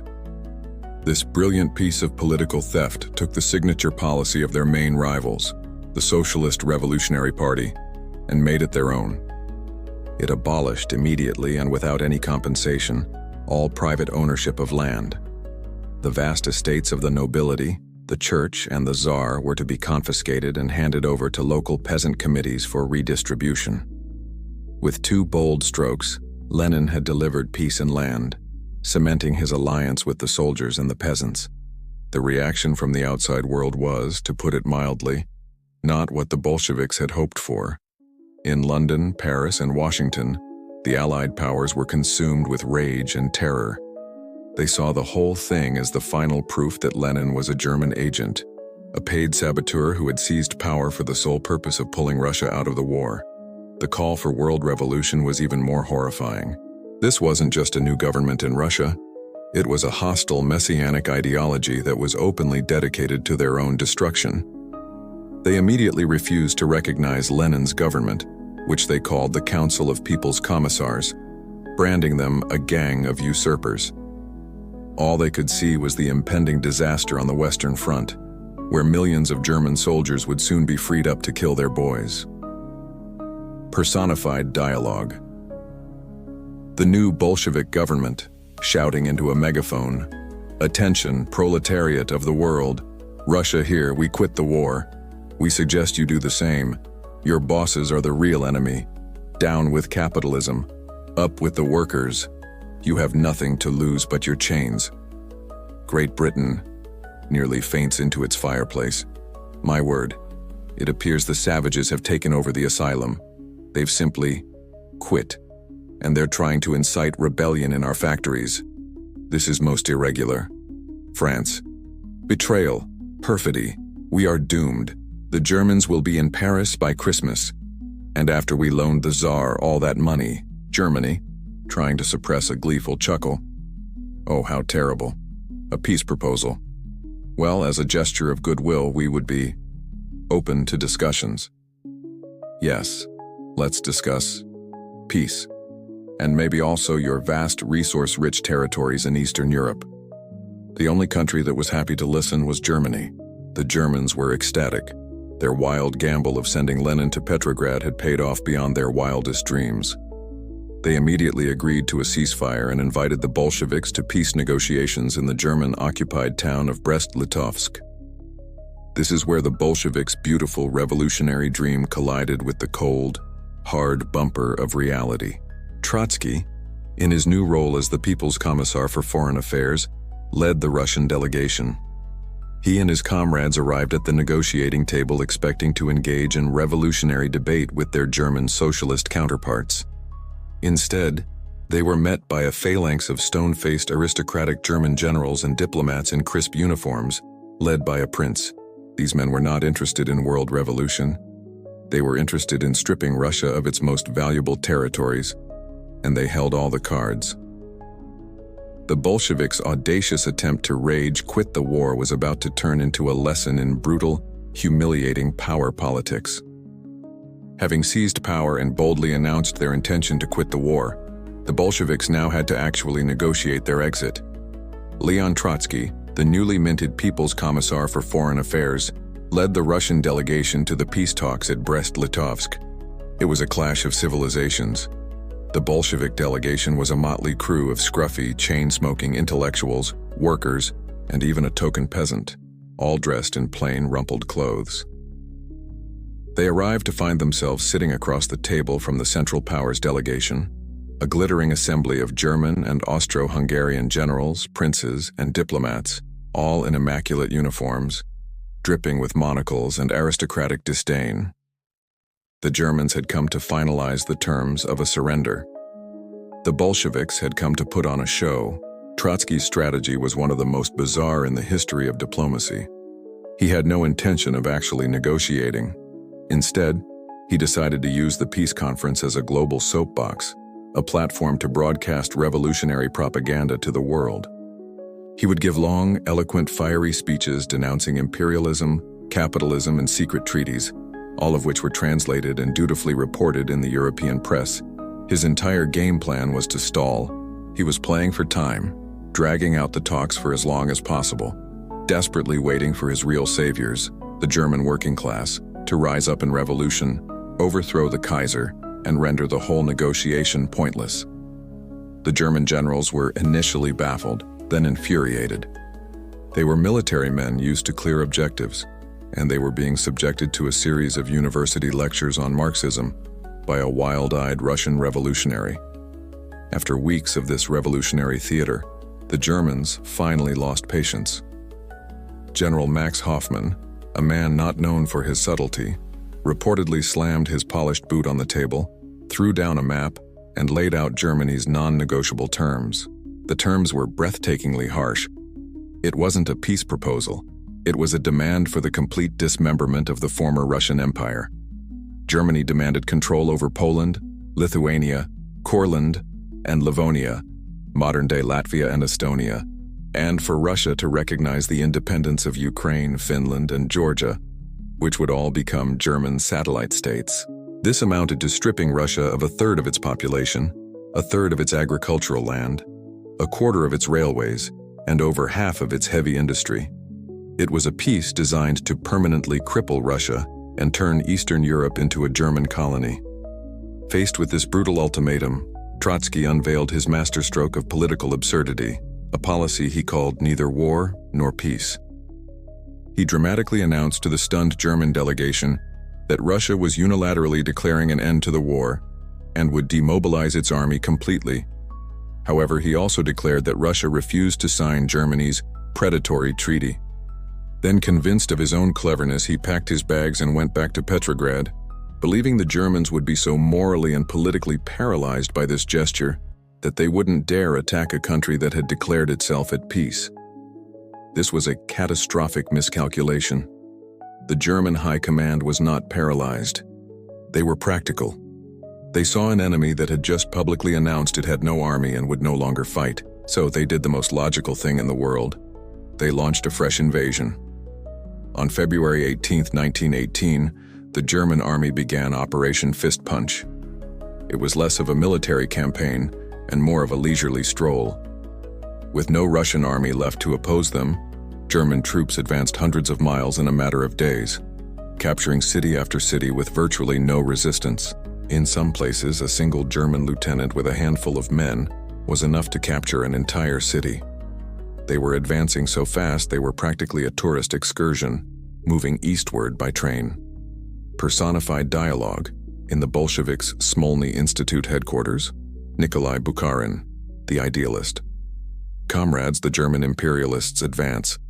This is the moment for a glorious revolutionary war. We will arm the peasants. We will fight in the forests.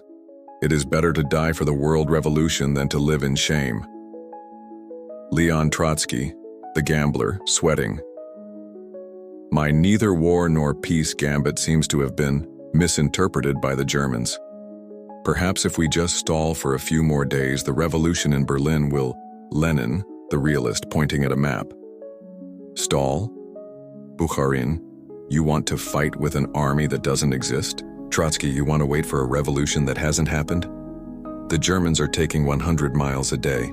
They will be here by Thursday to hang us all from lampposts. There is no choice. We signed the obscene peace to get a breathing space. We must survive. The German advance created sheer panic in Petrograd. The revolution was on the brink of being strangled in its cradle. This forced the most agonizing debate in the Bolshevik Party's short history. The left communists, led by the fiery idealist Nikolai Bukharin, argued for a revolutionary war, claiming it was a betrayal of everything they stood for to sign a deal with German imperialists. Trotsky, his clever strategy in tatters, was paralyzed. Only Lenin was clear-eyed and ruthless.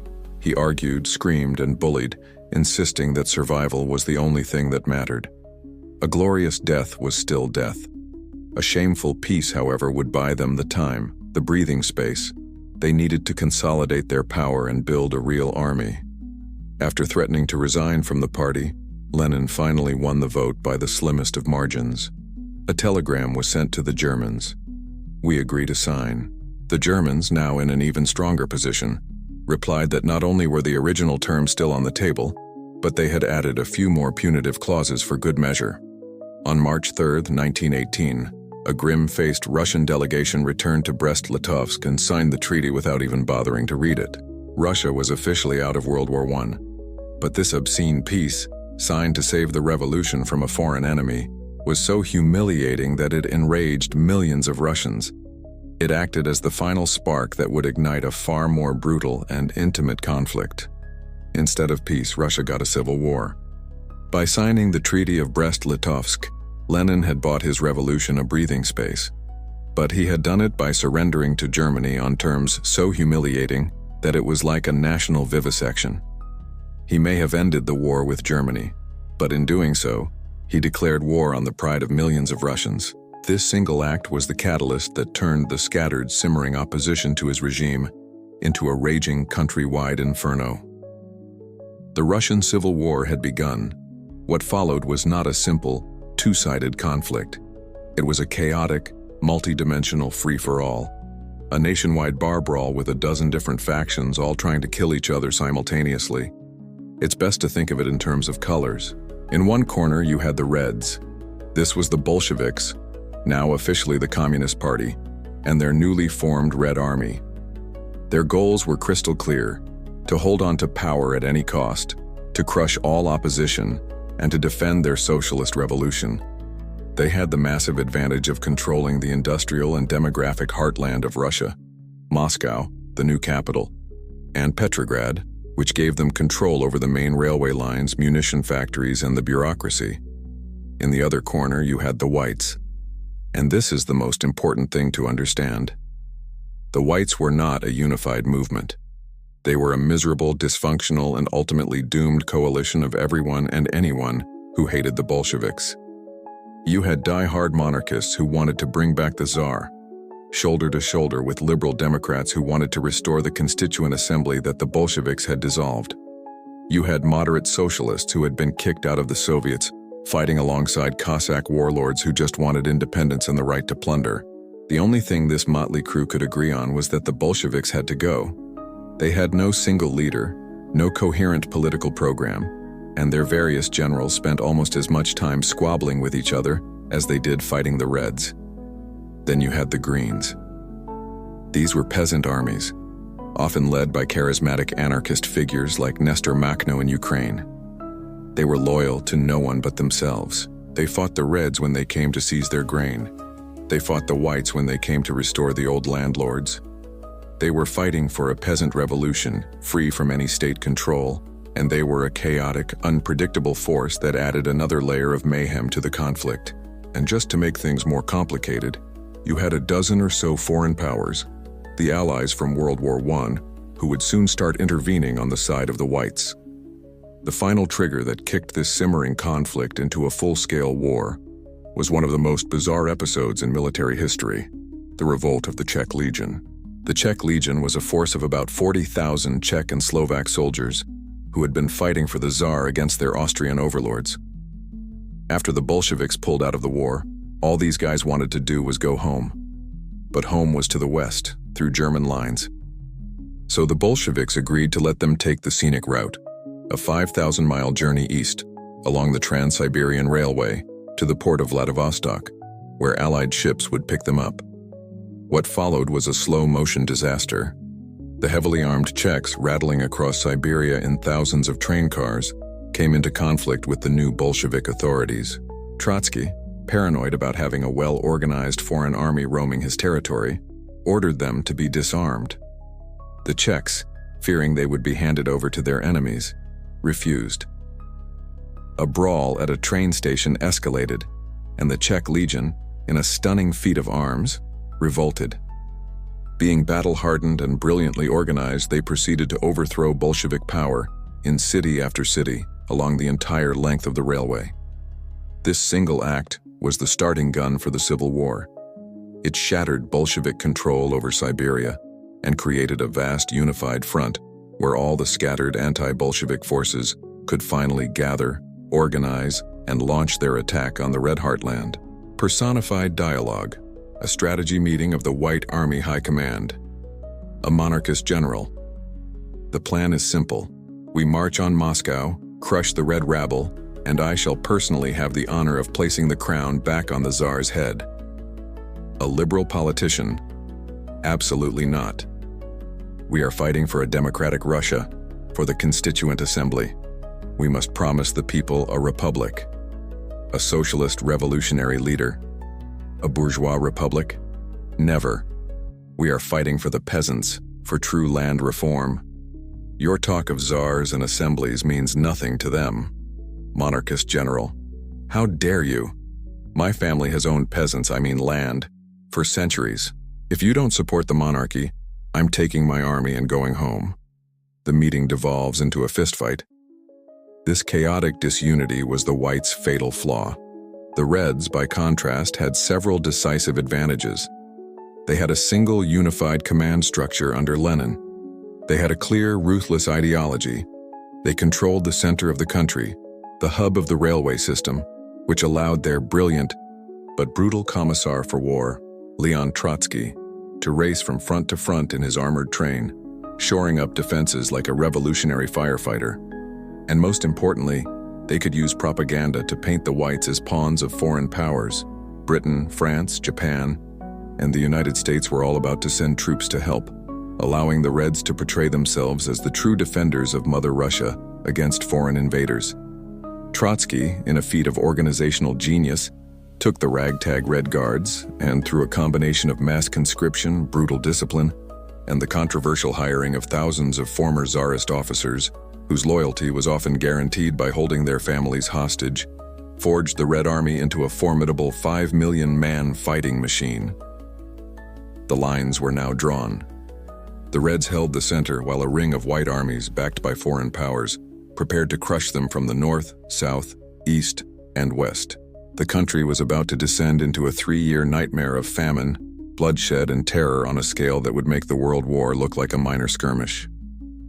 The Bolsheviks had won Petrograd, but they were now in the uncomfortable position of being a minority party ruling a vast, disintegrating country that mostly hated them. They were surrounded. White armies were forming on every border. Their former socialist allies were plotting against them. The peasantry was hostile. The cities were starving.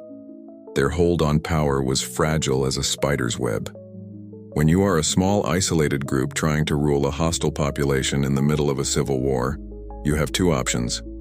You can try to win them over with compromise and popular policies, or you can make them too terrified to oppose you. Lenin, being Lenin, chose terror. Even before the Civil War erupted in full in December 1917, the Bolsheviks had created a new weapon for their class war. It was an organization with a long, terrifyingly bureaucratic name: the All-Russian Extraordinary Commission for Combating Counter-Revolution and Sabotage. Thankfully, this mouthful was shortened to its Russian acronym, the Cheka. This was the new regime's secret police, its sword and its shield. And at its head was a man who seemed born for the job. Felix Dzerzhinsky. Iron Felix, as he was known, was a Polish aristocrat by birth who had spent a decade in the Tsar's prisons, becoming a professional revolutionary of unnerving, fanatical devotion. He was a cold, ascetic, workaholic true believer, a man utterly convinced that any act, no matter how brutal, was justified if it served the revolution. Initially, the Cheka's job was to investigate plots and deal with saboteurs. But as the Civil War intensified in the summer of 1918, the Bolsheviks' paranoia and desperation reached a fever pitch. Then, on August 30th, that paranoia seemed justified. In a single day, the head of the Petrograd Cheka was assassinated, and more critically, Lenin himself was shot twice by a socialist revolutionary woman named Fanya Kaplan while leaving a factory meeting. He survived, but the attack was the spark that lit the fuse of the Red Terror. The regime's response was immediate and hysterical. The official government newspaper Izvestia declared, "We will not be merciful." The Bolshevik press screamed for blood. The Red Gazette famously proclaimed, "For the blood of Lenin and Uritsky, let there be floods of the blood of the bourgeoisie, more blood, as much as possible." This wasn't a spontaneous outburst of anger. It was the announcement of a deliberate, calculated state policy of mass murder. The Cheka was unleashed. It was given carte blanche to arrest, interrogate, and execute anyone it deemed an enemy of the revolution without any need for a trial. The concept of individual guilt became irrelevant. What mattered was your social class. Were you a former nobleman, a priest, an army officer, a factory owner, a well-dressed intellectual? Then you were, by definition, a class enemy, a carrier of a social disease that needed to be eradicated. the Cheka began rounding up bourgeois hostages. If a white army attacked a red-held town, the local Cheka would execute its hostages as a reprisal. It was a system of collective punishment, designed to terrorize any potential opposition into submission. People were arrested for complaining in a breadline, for telling the wrong kind of joke, or simply for having the wrong kind of parents. Personified dialogue, a scene at a Cheka checkpoint. Cheka officer stops a man on the street. "Your hands, citizen. Let me see your hands." Man: "My hands? What for?" Cheka officer: "They are soft, no calluses. These are not the hands of a worker. These are the hands of a parasite, a bourgeois intellectual. You are under arrest as a counter-revolutionary element." Man: "But I'm a music teacher. I was on my way to teach the children of the local commissar." Cheka officer: "Music is a bourgeois indulgence. The proletariat has no time for your sonatas. Your crime is your lifestyle. It's not personal, it's just class struggle." The Bolsheviks, of course, had a rock-solid ideological justification for all this. They saw themselves as reenacting the French Revolution's reign of terror, but on a more scientific Marxist basis. Lenin was chillingly clear on the subject, stating that the revolutionary dictatorship of the proletariat is a rule won and maintained by the use of violence by the proletariat against the bourgeoisie, a rule that is unrestricted by any laws. They argued that this was a brutal necessity. It was a kill-or-be-killed war against their class enemies, and if they showed a moment of weakness or bourgeois sentimentality, they would be overthrown and slaughtered. In their minds, they weren't committing murder. They were performing a painful but necessary surgical operation on the diseased body of Russia, cutting out the cancerous tissue of the old ruling classes to allow a new, healthy socialist society to be born. To be clear, the whites had their own brand of terror, and it was just as savage. Their generals routinely massacred captured red soldiers, carried out brutal pogroms against Jewish communities, and slaughtered peasants suspected of sympathizing with the Reds. The crucial difference was one of organization. The white terror was often chaotic and decentralized, the product of local commanders' individual brutality. The Red Terror was a centralized bureaucratic system of extermination, decreed and managed from the very top of the state. It was terror as policy. This wave of state-sponsored fear was brutally effective at crushing dissent within Red-held territory. But terror alone couldn't run a country or feed an army. With the economy in ruins and the Civil War demanding ever more men and material, Lenin and the Bolsheviks were forced to take their control over the country to a new and even more extreme level. They were about to implement a new economic system, a desperate radical experiment born of crisis: war communism. With the Red Terror effectively crushing any political opposition in their territory, the Bolsheviks faced an even more formidable enemy: total economic collapse. The Civil War was raging, but wars are fought with bullets and bread, and Russia was running out of both. The factories were silent, paralyzed by a lack of fuel and raw materials. The overworked railway system was a wreck, and worst of all, the link between the city and the countryside had been completely severed. The problem was simple: with hyperinflation rendering the ruble about as valuable as toilet paper, which was also in short supply, money ceased to mean anything. The peasants in the countryside, the vast majority of the population, looked at this situation and made a perfectly rational decision. Why would they sell their grain to the cities in exchange for worthless paper? And since the city factories weren't producing anything to trade, no boots, no plows, no textiles, the peasants had no incentive to grow any more food than they needed for themselves. So they stopped. The flow of food to the cities, and more importantly to the Red Army, dried up to a trickle. Lenin's solution to this crisis was a set of policies so extreme, so radical, that they made the Red Terror look like a mild administrative reform. It was called war communism. This wasn't just a series of emergency measures. For many Bolshevik idealists, this was the real deal. A shortcut, a direct, high-speed leap into a fully communist society, forged in the crucible of war. It was a plan to abolish money, private property, and free markets all at once. The first step was to nationalize everything, and they meant everything. The state seized control of all industry, from the largest steel mills down to the tiniest flour mills. Private trade was declared illegal and punishable by death. All economic life was to be subordinated to a single, centralized plan dictated from Moscow. Workers were effectively turned into soldiers of labor, with strikes forbidden and military-style discipline imposed in the factories. But the centerpiece of war communism, the policy that would define the era and cause unimaginable suffering, was grain requisitioning. The policy, known as Prodrazvyorstka, was brutally simple. The state calculated a quota of grain that a region had to provide. Then armed detachments of Cheka agents and loyal factory workers, often called food brigades, would be sent into the countryside to take it. They were instructed to leave the peasants with just enough grain to survive and to plant next year's crop. Everything else, the surplus, was to be seized for the state. There was no payment, no negotiation. It was, in effect, state-mandated armed robbery on a national scale. In practice, the policy was a catastrophe. The food brigades were not agricultural experts. They were city dwellers who often viewed the peasants as greedy, counter-revolutionary kulaks, a term for supposedly rich peasants who were deliberately hoarding food to starve the revolution. They had no idea what a real surplus was, so they would frequently confiscate everything they could find, including the peasants' seed grain for the next harvest and the food they had stored to survive the winter. The peasants responded exactly as you'd expect. First, they fought back.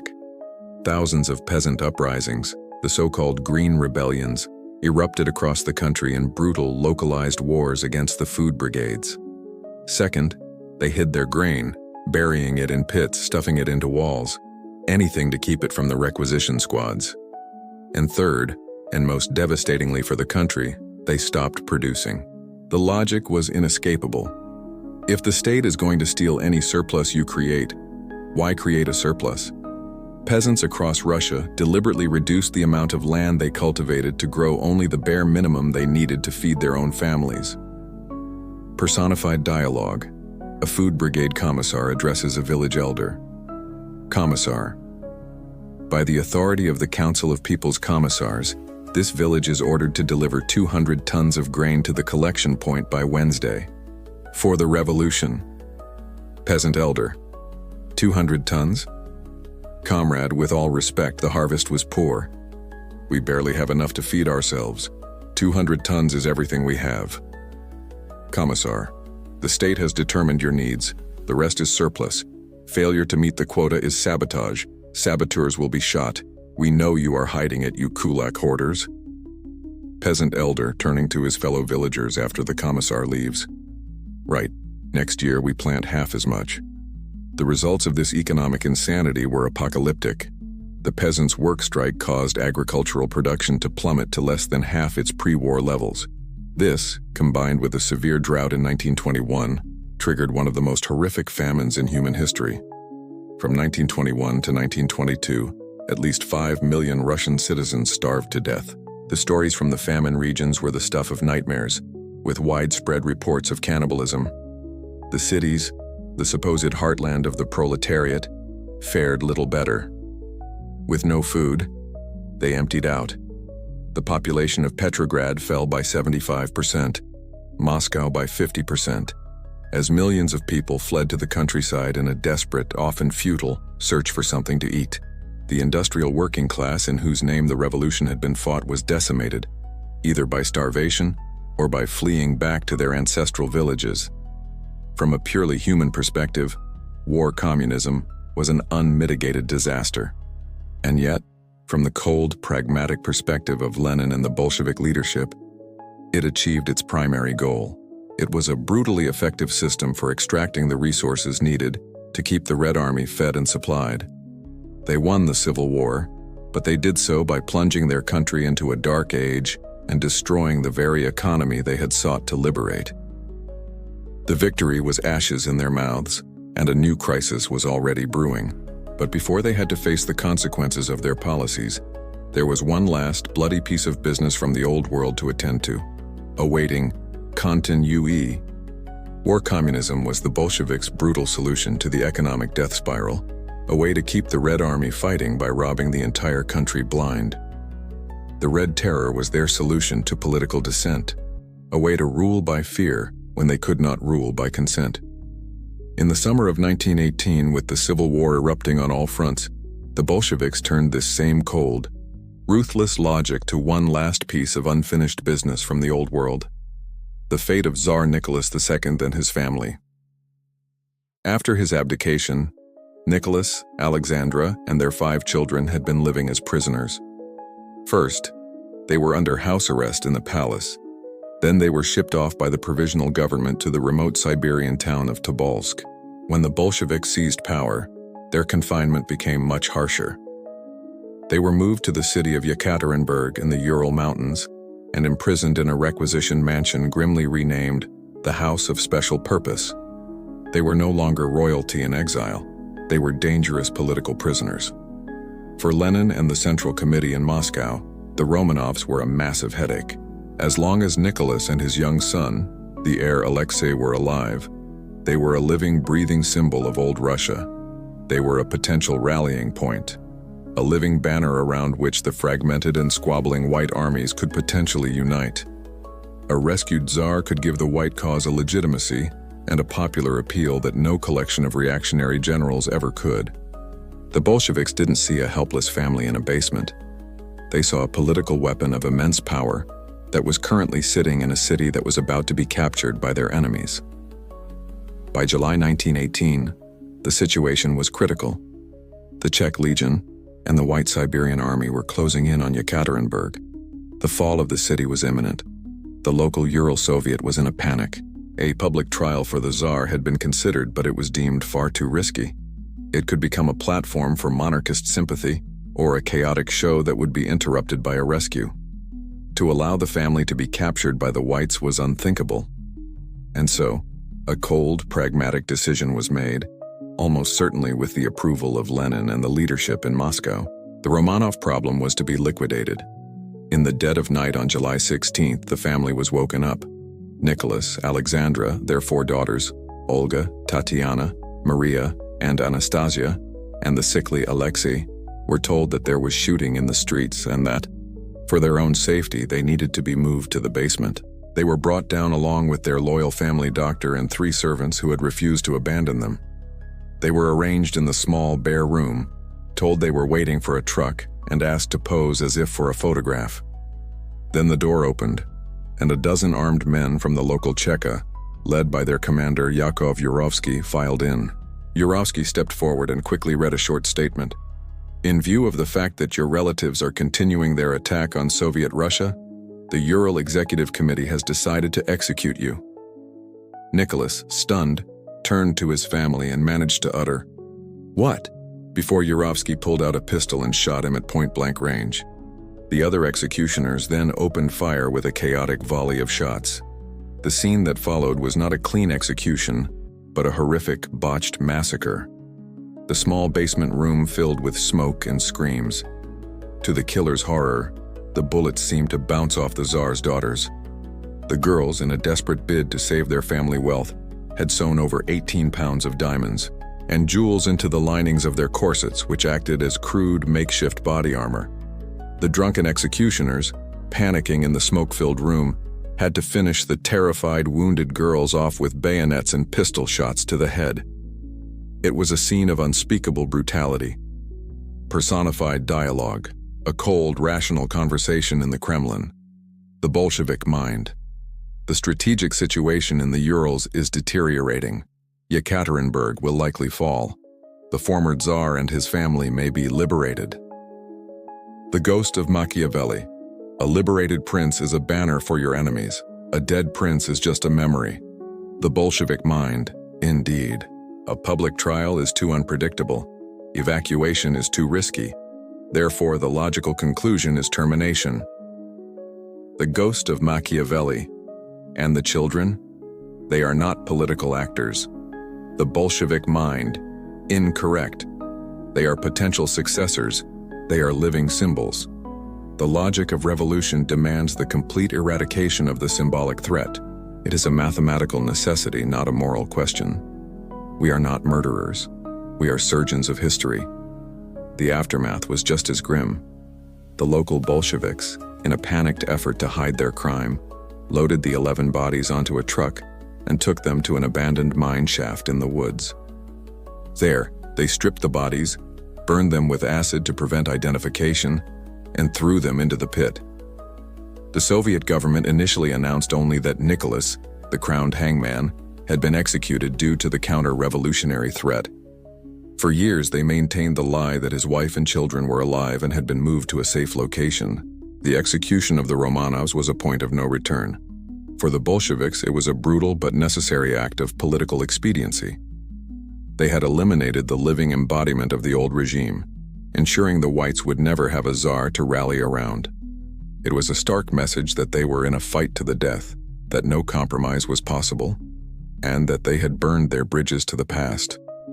For the rest of the world, it was the act that forever defined Bolshevism as a regime founded on the cold-blooded murder of children, a stain that could never be washed away. The war would now be fought with even greater savagery, a true war of annihilation. And the whites were no longer fighting alone. Just as the Russian Civil War was escalating into a full-blown national nightmare, the Bolsheviks looked up from their fight for survival to find a host of new, unwelcome guests arriving at the party. The great powers of the world, Britain, France, the United States, and Japan, decided that the chaotic brawl in Russia was their business too, and began landing troops on Russian soil. This was the Allied intervention, a military adventure so confused in its goals, so half-hearted in its execution, and so ultimately self-defeating that it stands as a masterclass in how not to conduct foreign policy. The intervention started for one reason, and continued for a completely different one. The first Allied troops landed in the summer of 1918, before World War I had ended.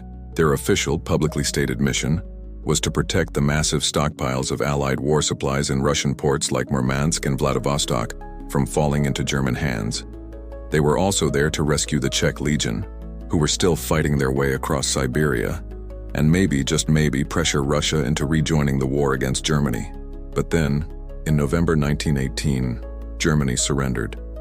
The Great War was over, and yet the Allied troops stayed.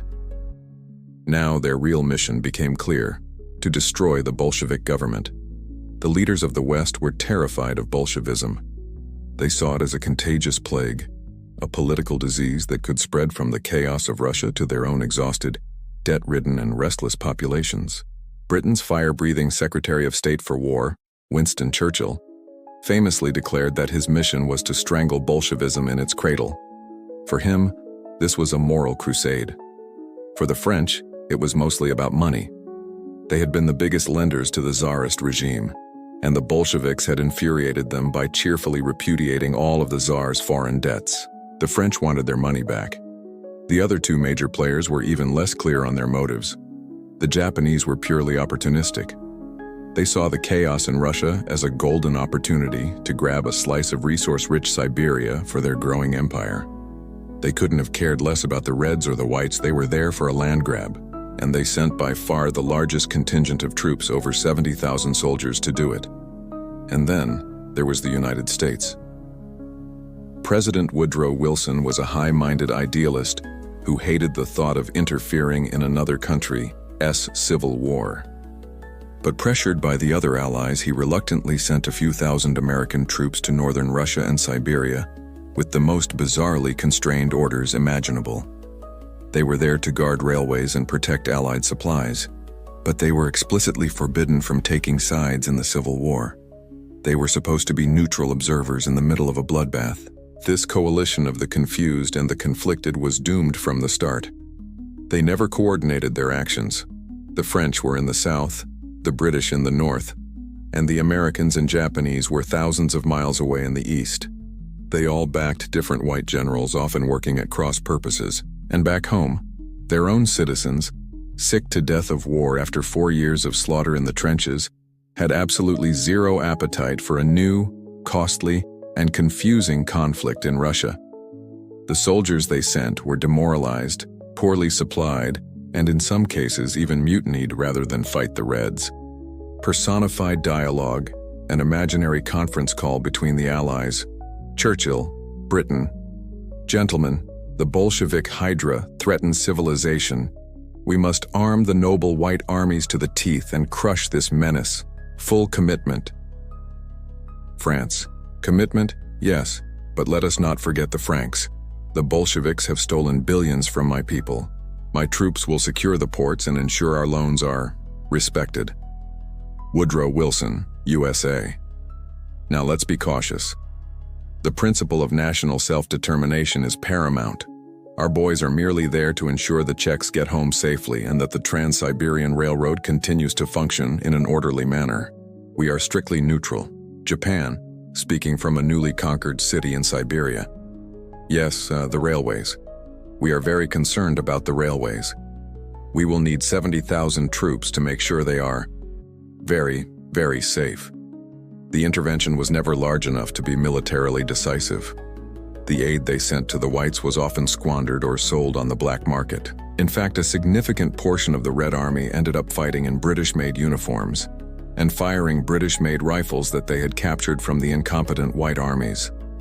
But while the intervention was a military failure, it was a political and propaganda gift of unimaginable value to the Bolsheviks. Trotsky and the Bolshevik propaganda machine had a field day. They could now convincingly portray the white generals not as Russian patriots, but as pathetic puppets of foreign capitalists. They were traitors, selling out Mother Russia to British, French, and Japanese imperialists in exchange for guns and money. The Bolsheviks, by contrast, could wrap themselves in the flag and claim to be the only true defenders of Russian national sovereignty against foreign invasion. This was an incredibly powerful message. It convinced many Russians who were otherwise anti-Bolshevik, particularly former Tsarist officers, that the Red Army was the lesser of two evils. It was better to fight for a Red Russia than for a Russia carved up and controlled by foreigners. The Allied intervention, designed to kill Bolshevism, had ended up giving it a powerful shot of patriotic adrenaline. By 1920, with the white armies collapsing and their own populations demanding they come home, the Allies quietly and shamefully withdrew their forces. The attempt to strangle the baby in its cradle had failed. In fact, it had probably made it stronger. By early 1920, the Russian Civil War was essentially over. The major white armies had been smashed, their leaders killed or in exile. The Allied intervention had fizzled out into an embarrassing retreat. The Bolsheviks, against all odds, had won. They were battered, ruling over a ruined and starving country. But they were victorious. And with this victory came a surge of revolutionary overconfidence. Lenin and his comrades looked at their improbable triumph and saw it not as the end of a struggle, but as the beginning of a much grander one. The dream of world revolution, which had been put on hold during the desperate fight for survival, was back on the table. The core Bolshevik belief had always been that their revolution in backward Russia was just a prelude, the first spark. The main event was supposed to be in industrialized Western Europe, especially Germany. Now, with their domestic enemies vanquished, it was time to go on the offensive. The Red Army, they decided, would not stop at Russia's borders. It would become the army of world liberation. There was just one geographical problem. Sitting between Soviet Russia and Germany was the newly independent nation of Poland. Poland was a country that had literally just reappeared on the map of Europe in 1918 after being erased for over a century, partitioned between the Russian, Prussian, and Austrian empires. Its leader was Joseph Piłsudski, a former socialist revolutionary turned fiercely patriotic, anti-Russian nationalist. Piłsudski had his own grand ambitions of forging a new Polish-led federation in Eastern Europe and saw the chaos in Russia as a perfect opportunity to expand Poland's borders. To the Bolsheviks, however, Poland was nothing more than a rickety bridge that had to be crossed to carry the flame of revolution westward. They saw Piłsudski's government as a temporary, illegitimate regime of bourgeois landlords and were supremely confident that the Polish working class was just waiting for a chance to rise up and join their Russian comrades. After a series of border skirmishes, the Polish-Soviet War erupted in earnest in the spring of 1920, when Piłsudski launched a daring offensive, capturing the Ukrainian capital of Kiev. The Bolsheviks responded with a tidal wave of force. Pouring their best veteran troops from the Civil War onto the new Western Front, they launched a massive counteroffensive under the command of Mikhail Tukhachevsky. a brilliant and arrogant young Red Army commander. Their battle cry was unambiguous. Over the corpse of White Poland lies the path to world revolution. On to Berlin. The Red Army's advance was spectacular. Led by the ferocious Red Cavalry, they shattered the Polish lines and drove them back hundreds of miles in a matter of weeks. By August 1920, Soviet troops were on the outskirts of the Polish capital, Warsaw. The mood in the Kremlin was ecstatic. Lenin was convinced this was the moment. The Red Army's arrival would be the signal for the Polish workers to revolt, and from a new Soviet Poland, the revolution would sweep into a Germany that was still reeling from its defeat in World War I. Victory seemed not just possible, but inevitable.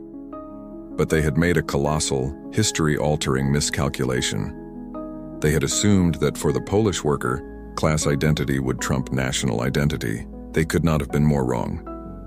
When the Polish people looked east, they did not see a Red Army of proletarian liberators. They saw a Russian army. They saw the latest incarnation of their ancient, historical oppressor who had crushed their country for 123 years. The invasion did not trigger a class war. It triggered an explosion of patriotic unity. Socialists, conservatives, peasants, and workers rallied to the flag to defend their brand new, desperately precious independence. Personified dialogue, an imagined radio broadcast, Soviet propaganda radio, workers of Warsaw, your proletarian brothers in the Red Army are at your gates. Throw down your tools, turn on your masters, and welcome your liberators. Radio Warsaw, interrupting. Citizens of Poland, the Russian horde is at the gates. The enemy who has trampled our culture and outlawed our language for over a century has returned. Every man, woman, and child to the barricades, for God and the fatherland. We will not be a doormat for Russia ever again. This wave of national resistance culminated in the Battle of Warsaw, an engagement so dramatic and unexpected it became known as the Miracle on the Vistula. The Red Army, overconfident and with its supply lines stretched dangerously thin, drove toward the capital. But Piłsudski, armed with intelligence from Polish cryptographers who had broken the Soviet military codes, devised an incredibly risky plan. He intentionally weakened his front line, luring the Soviets in, and then threw the bulk of his forces into a massive surprise flanking maneuver that sliced deep behind the Russian lines, completely encircling the invading army. The result was a catastrophe for the Red Army. What had been an invincible-looking force just days before now completely disintegrated in a panic. Tens of thousands of Soviet soldiers were taken prisoner, and the rest fled in a chaotic rout. It was one of the most decisive and stunning reversals of fortune in modern military history. The Miracle on the Vistula was more than just a battle. It was the death of a dream.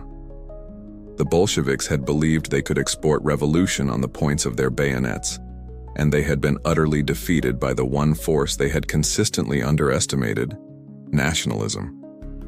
The defeat was a brutal reality check for Lenin. It shattered the hope of an imminent European revolution and forced the Soviet leadership to accept that for the foreseeable future, their socialist state would be an isolated outpost in a hostile capitalist world. The war ended in 1921 with the Peace of Riga, a humiliating treaty for the Soviets that cemented Poland's new eastern borders. The westward march of communism had been stopped cold. The Bolsheviks had won. The White Armies were in tatters. The foreign invaders had gone home, and the Polish adventure, while a failure, was over. By 1921, the guns of the Great Wars fell silent. But the victory was hollow. The Russia that the Bolsheviks now ruled was not a worker's paradise. It was a charnel house. 7 years of World War and Civil War had destroyed the country. But it was the policy of war communism, especially the forced seizure of grain, that had pushed the nation over the edge into a full-blown humanitarian catastrophe. A massive famine was sweeping the Volga region, and the countryside was alight with thousands of peasant rebellions. The cities were starving, cold, and dark. And in this desperate, ruined landscape, the final, most shocking challenge to Bolshevik rule was about to erupt. Not from their enemies, but from their most celebrated heroes. The challenge came from the naval fortress of Kronstadt, a heavily armed island base in the Gulf of Finland that guarded the sea lanes to Petrograd. The sailors of the Kronstadt naval fleet were not just any soldiers. They were the living icons of the revolution. They had been the first to raise the red flag in 1917. They were the fearless radical shock troops who had helped the Bolsheviks seize power. Trotsky himself had hailed them as the pride and glory of the revolution. They were, in short, the Bolsheviks' biggest and most hardcore fans. In late February 1921, with strikes breaking out among the starving workers of nearby Petrograd, the Kronstadt sailors sent a delegation to the city to see the situation for themselves. They were appalled. They saw their fellow revolutionaries being bullied by the Cheka, their families going hungry, and a political atmosphere of fear and repression. This was not the liberation they had fought for. They returned to their island fortress and, after a series of mass meetings, issued a set of demands. Their program was a bombshell. They were not calling for the return of the Tsar or the capitalists. They were demanding a third revolution that would restore the original democratic ideals of 1917. Their central slogan was as clear as it was terrifying to the regime: Soviets without communists. Their demands included free and fair elections to the Soviets, freedom of speech and press for all left-wing socialist and anarchist parties, the release of all socialist political prisoners, and most critically, the abolition of grain requisitioning and the right for peasants to do what they wished with their own land. In essence, they were demanding an end to the Bolshevik monopoly on power and a return to the multi-party, democratic vision of the revolution's early days. For Lenin and the party leadership, this was the ultimate betrayal and the ultimate threat. A rebellion by a white general was one thing. That was just the class enemy acting as expected. But a rebellion by the revolutionary heroes of Kronstadt, using the very slogans of 1917 against them, exposed the terrifying truth that they had lost the support of their own base. To negotiate with Kronstadt, to even consider their demands, would be to admit that the entire Bolshevik project since October had been a betrayal of the revolution's promise. There would be no negotiation. The government's response was swift and vicious. They immediately cut off the island and launched a massive propaganda campaign, branding the sailors as white Guardist mutineers, led by a former Tsarist general and French spies. This was a bald-faced lie. The rebellion was a spontaneous internal affair, but it was the only way they could frame the conflict. Trotsky traveled to Petrograd and issued a stark ultimatum to the rebels: surrender unconditionally, or you will be shot down like partridges. Personified dialogue. Lenin debating with his conscience.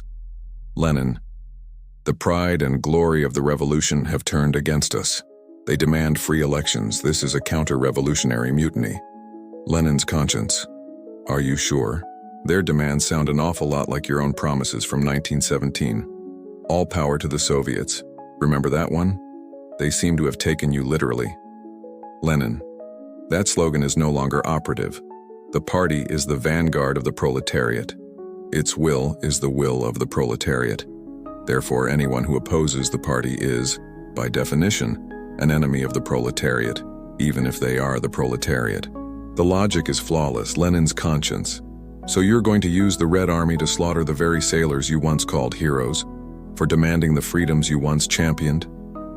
Lenin: yes. The survival of the dictatorship is the highest revolutionary principle.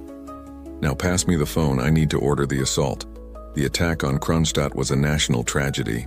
The Red Army was ordered to charge across the frozen Gulf of Finland in a frontal assault on the fortress's heavy guns. The first wave was a bloody disaster, with thousands of soldiers mown down on the ice. Many of the Red Army conscripts were deeply reluctant to fire on the revolutionary sailors and had to be prodded into battle by Cheka machine gun units at their backs. Finally, Trotsky assembled a massive force of 50,000 elite troops, clad them in white snow camouflage, and under the cover of a blizzard, launched an overwhelming final assault. After more than a week of savage point-blank fighting, the fortress fell. The Bolsheviks' revenge was merciless. Thousands of the defenders had died in the battle. Of those who surrendered, hundreds were executed on the spot, and thousands more were hunted down by the Cheka and shot in the following months or sent to the first concentration camps in the Arctic. The rebellion was drowned in blood. This was the moment the Bolshevik Revolution turned irrevocably on its own children. It was a clear, brutal message. The state was no longer a dictatorship of the proletariat.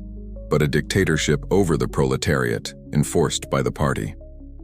And yet, while Lenin crushed the rebels without a flicker of sentiment, he was a cold-eyed realist. He called Kronstadt the flash which lit up reality better than anything else. He understood that the sailors' desperate cry was the cry of the entire nation. War communism had failed. If he didn't abandon it, the next rebellion would consume them all. The smoke was still clearing over the shattered fortress of Kronstadt. The ice of the Gulf of Finland was still stained with the blood of the revolution's most devoted sailors, but Lenin was already moving on. He had crushed the rebellion without a shred of mercy, yet he understood its message with terrifying clarity. He knew that the sailors' cry was the cry of the entire country, a nation on the brink of a massive, spontaneous peasant war that would make the Civil War look like a schoolyard scuffle. The policy of war communism, the foundation of his state for 3 years, had to go. So, in March 1921, at the 10th Congress of the Communist Party, which was taking place in Moscow at the very same time the Red Army was storming Kronstadt, Lenin performed one of the most stunning political U-turns in history. He stood before the assembled delegates, men who had fought and bled to abolish private property, and announced that war communism was over. He was introducing a new economic policy, or NEP. The essence of this new policy was a shocking admission. To save the communist revolution, they needed to bring back a little bit of capitalism. The ideological whiplash in the room must have been staggering. For 3 years, they had been told that war communism was the direct, glorious if painful path to a true socialist society. Now Lenin was telling them to throw the locomotive into reverse. The centerpiece of the NEP was the abolition of the hated grain requisitioning. It was replaced with a formal tax in kind. Peasants would now have to pay a fixed percentage of their harvest to the state. The crucial difference was that whatever surplus they grew after paying the tax was theirs to do with as they pleased. They could eat it, store it, or most importantly, sell it on the open market. This single change had a domino effect. With peasants now allowed to sell their grain, private trade, an activity for which the Cheka had been executing people just months earlier, was legalized again. Almost overnight, the Russian economy, which had been a frozen, centrally controlled monolith, began to thaw. Markets, cafes, and small shops, shuttered for years, reopened. A new social class emerged from the shadows, the Netmen, a dynamic and often flashy group of small-scale entrepreneurs, traders, and profiteers who became the engine of this new, semi-capitalist economy. While the state kept control of what Lenin called the commanding heights, heavy industry, banking, foreign trade, smaller businesses were leased out to private individuals. Lenin, the master pragmatist, had a simple justification for this seemingly colossal betrayal of communist principles. He called it a strategic retreat. The alliance between the workers and the peasants, he argued, was the bedrock of Soviet power. War communism had shattered that alliance. The NEP was a necessary step backward to mend it. By giving the peasants the economic freedom they craved, the state could ensure a steady food supply and bring the country back from the brink of collapse. One step backward, he famously said, 2 steps forward. They would retreat into a limited state-supervised capitalism now, so they could advance into true socialism later, from a position of strength. Many of his fellow communists were horrified. The hardline idealists in the party, the old Bolsheviks who had spent their lives in prison and exile fighting capitalism, saw the NEP as an abomination. They looked at the Netmen, with their fancy clothes and their growing wealth, and saw the disgusting rebirth of the very bourgeoisie they had just fought a civil war to exterminate. For them, this wasn't a strategic retreat. It was an unconditional surrender to the class enemy. Personified dialogue. 2 Bolsheviks in a newly reopened Moscow market. Young idealist. Look at this. Private stalls. Merchants haggling over prices. A man just tried to sell me a sausage for a profit. This is the filth of capitalism, returning like a plague. We shot men for less than this. Have we betrayed the revolution, comrade? Old pragmatist. Betrayed it? Comrade, look around. There is food in this market. A year ago, we were eating boiled leather. The peasants are growing grain again because they can sell it. This is Lenin's genius. It is a tactical maneuver. We are taking one step back to consolidate our power. young idealist, watching a NEP man drive by in a fancy carriage. It feels like we're taking a step back into a very expensive brothel, and yet for all the ideological heartburn it caused, the NEP worked. It worked like a miracle. The peasant revolts died down. With the incentive to produce restored, agriculture began to recover with incredible speed. The terrible famine of 1921-22 subsided. The flow of food to the cities resumed. The shops filled with goods and a semblance of normal life returned. It was a stunning economic resurrection. But Lenin was a master of the political equation. At the very same party congress where he granted this new economic freedom, he ruthlessly crushed all political freedom. He introduced and passed a resolution on party unity, which formally banned the formation of factions within the Communist Party. This meant that while policies could be debated, once the leadership made a decision, all dissent had to cease. Anyone who violated this rule would be purged. This was the great paradoxical bargain of the 1920s in Russia. The NEP offered a breathing space for the economy, a partial return to the market, but it was paired with the total consolidation of the party's iron-fisted dictatorship. The New Deal was simple. You can have your private sausage stand, but you cannot have your own political party. You can sell your grain, but you cannot question our rule. It was a cynical but effective trade-off that pulled the Soviet state back from the abyss, while simultaneously strangling the last embers of the revolution, is democratic promise. The stage was now set to formalize this new reality, to create a new kind of state for a new kind of world.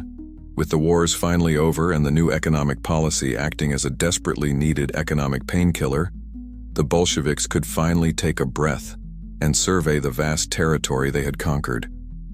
They had successfully retaken most of the old Tsarist empire, brutally subjugating independent states in Ukraine, Georgia, and Central Asia. But now they had an ideological problem. What do you call a giant multinational state, controlled from a single capital, that you just conquered through military force? You can't very well call it the Russian Empire too, Electric Boogaloo, because being an anti-imperialist empire is a bit of a tricky look. They needed a new model, a new brand, a new way to package their conquest in the language of liberation. The nationalities problem had plagued Russia for centuries, and the Bolsheviks had originally promised a radical solution: the right of all nations to self-determination, up to and including secession. But that was before they were in power. Now that they had reconquered these places, letting them secede was off the table. This led to a fierce internal debate, a behind-the-scenes clash between the two most powerful figures in the party, Lenin and Stalin. Joseph Stalin, at this point, was the People's Commissar for Nationalities. It was his job to manage all the non-Russian parts of the state. Stalin, a Georgian by birth but a ruthless centralizer by nature, proposed what he called the autonomization plan. His idea was simple. The other Soviet republics, Ukraine, Belarus, etc., should simply be absorbed into the existing Russian Soviet Republic. They would be autonomous regions within a greater Russia, but Moscow's authority would be supreme. It was a straightforward, almost colonial model. Lenin, whose health was already failing after a series of strokes, was enraged when he heard about Stalin's plan. He saw it as a disgusting return to the great Russian chauvinism of the Tsars. He believed it would alienate the very minorities they were trying to win over to communism. So from his sickbed, Lenin dictated his own, very different vision. He proposed the creation of an entirely new political entity, a union of Soviet socialist republics. In this model, the Russian Republic would not be the dominant core, but would join this new union as a theoretically equal partner alongside Ukraine, Belarus, and the others. It would be a voluntary federation of equals, a brotherhood of nations. Given Lenin's towering authority, his model won. Stalin was forced to publicly retreat and champion Lenin's federalist plan. And so, on December 30th, 1922, representatives from the Russian, Ukrainian, Belarusian, and Transcaucasian Soviet republics gathered in Moscow and signed the treaty that officially created the USSR. On paper, it was a marvel of progressive statecraft.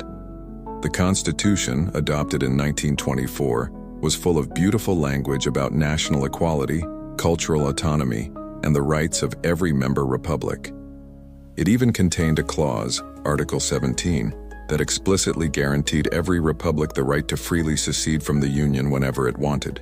This, of course, was a complete and utter fiction. It was a constitutional fantasy. The reality was that the entire Soviet Union was governed by a single, highly centralized, and ruthlessly disciplined organization, the Communist Party. And the Communist Party was based in Moscow. The leaders of the supposedly independent communist parties in Kiev or Minsk were appointed by, and could be dismissed by, the Politburo in Moscow. The right to secede was a Potemkin village of a right. Any republic that actually tried to exercise it would have been instantly crushed by the Red Army. The USSR was a federation in theory, but a highly centralized one-party empire in practice. Personified dialogue, a welcoming ceremony for the new USSR, Russia, SFSR, wearing a big friendly smile. Comrade Georgia, Comrade Armenia, welcome to the Union of Soviet Socialist Republics. We are so glad you voluntarily chose to join our new family of equals. Georgia, SSR, muttering under its breath, you invaded us last year. Russia. Hush now, that was just a vigorous invitation to join our brotherhood. Now, as you can see from this wonderful constitution, you are a sovereign republic with the full right to leave. Armenia, SSR. Really? So if we just... Russia. But why would you want to leave? Outside the Union, there are only capitalists and imperialists. Here you have the protection of the Red Army, the guidance of the party, and a guaranteed seat at this lovely, very large table. It's much safer for you in here. Much safer. The creation of the USSR was a masterpiece of political branding. The Bolsheviks had solved their ideological paradox. They had taken the old prison of nations, slapped a shiny new coat of red paint on it, designed a cool new flag with a hammer and sickle, and relaunched it with a progressive-sounding mission statement. It allowed them to maintain their credentials as anti-imperialists while ruling one of the largest empires on Earth. They had created a new kind of state, one held together not by a shared nationality or history, but by a shared ideology and the unblinking authority of a single political party. This new union, forged in the fires of war and revolution, was now stable. The economy was slowly healing under the NEP. The political structure was formalized. For the first time in nearly a decade, a fragile peace settled over the land. But the architect of this entire vast and violent project was fading. Lenin was a dying man, and in the quiet corridors of the Kremlin, the knives were coming out as his lieutenants began to maneuver for the coming succession. The Union of Soviet Socialist Republics was born, the country was at peace, and the economy was slowly clawing its way back from the abyss.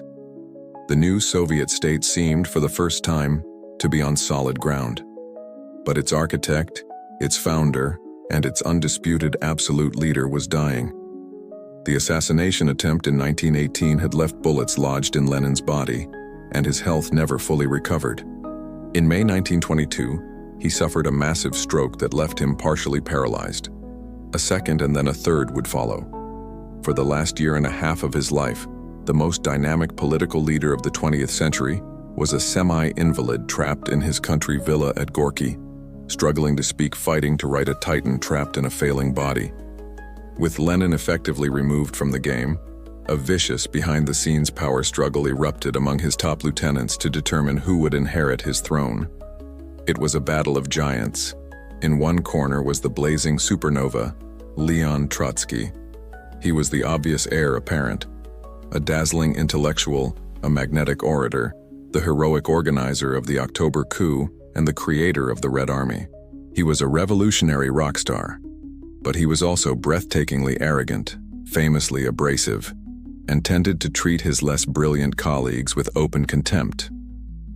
More importantly, many old Bolsheviks, those who had been with Lenin from the early days, resented him as a latecomer who had only joined their party in 1917.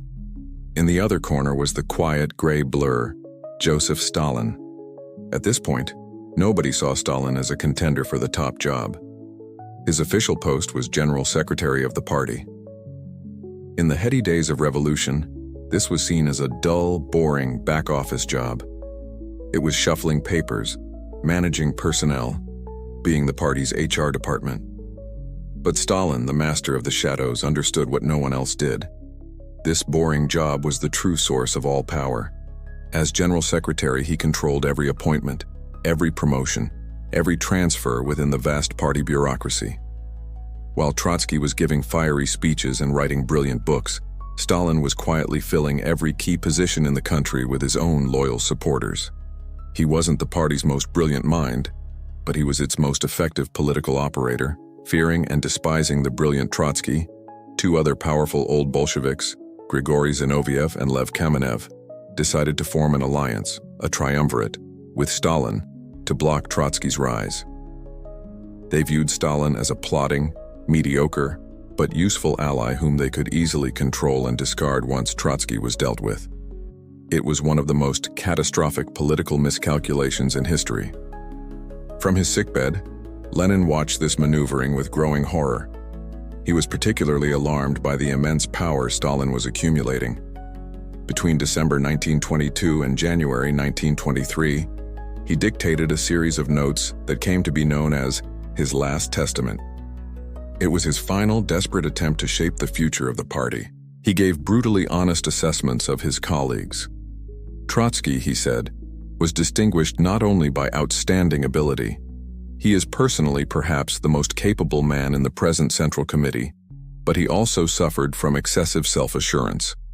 He raked Zinoviev and Kamenev over the coals for their opposition to the October Revolution, but then, a few weeks later, he added a postscript that was a political bombshell. It was aimed directly at one man. "Comrade Stalin," Lenin dictated, having become General Secretary, has unlimited authority concentrated in his hands, and I am not sure whether he will always be capable of using that authority with sufficient caution. He went on to describe Stalin as too rude, and urged the party to think about a way of removing Stalin from that post, and appointing another man in his stead, who in all other respects differs from Comrade Stalin in having only one advantage, namely that of being more tolerant, more loyal, more polite, and more considerate to the comrades. It was a clear, unambiguous warning. Stalin was dangerous and had to be sacked. Personified dialogue, Lenin dictating to his secretary, Lenin, speaking with great difficulty, "Stalin is too rude. This is not a trifle. I propose the comrades. Remove Stalin from that post. The spirit of the future. They won't do it, you know. Lenin, they must. The testament is my final word. They are loyal Bolsheviks. They will obey the will of the party's founder, the spirit of the future. They are politicians. They will obey their own self-interest. Zinoviev and Kamenev need Stalin to stop Trotsky. They will convince themselves your dying words were just the ramblings of a sick man. They'll bury the testament, and in doing so, they'll be burying themselves." Lenin died on January 21, 1924. Before the next party congress, his widow, Krupskaya, handed the testament to the Central Committee, insisting that it be read out to all the delegates as her husband had wished.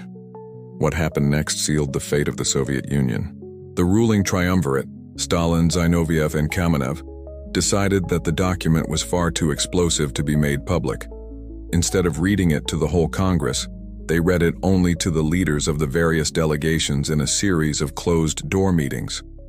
Zinoviev and Kamenev, in a desperate bid to preserve their alliance against Trotsky, actually defended Stalin, arguing that Lenin's fears had been exaggerated. Trotsky, in a move that still baffles historians, sat silent, refusing to use Lenin's words as a weapon against his rival. The delegates voted to suppress the testament. Lenin's most dire warning was locked away. This was the critical moment. Lenin, the one man who understood the true nature of the machine he had built, and the man who was learning to control it, had sent a clear message from beyond the grave. And his successors, blinded by their own petty jealousies and short-term ambitions, chose to ignore it completely. They thought they were using Stalin as a tool. In reality, the tool was about to turn on its masters.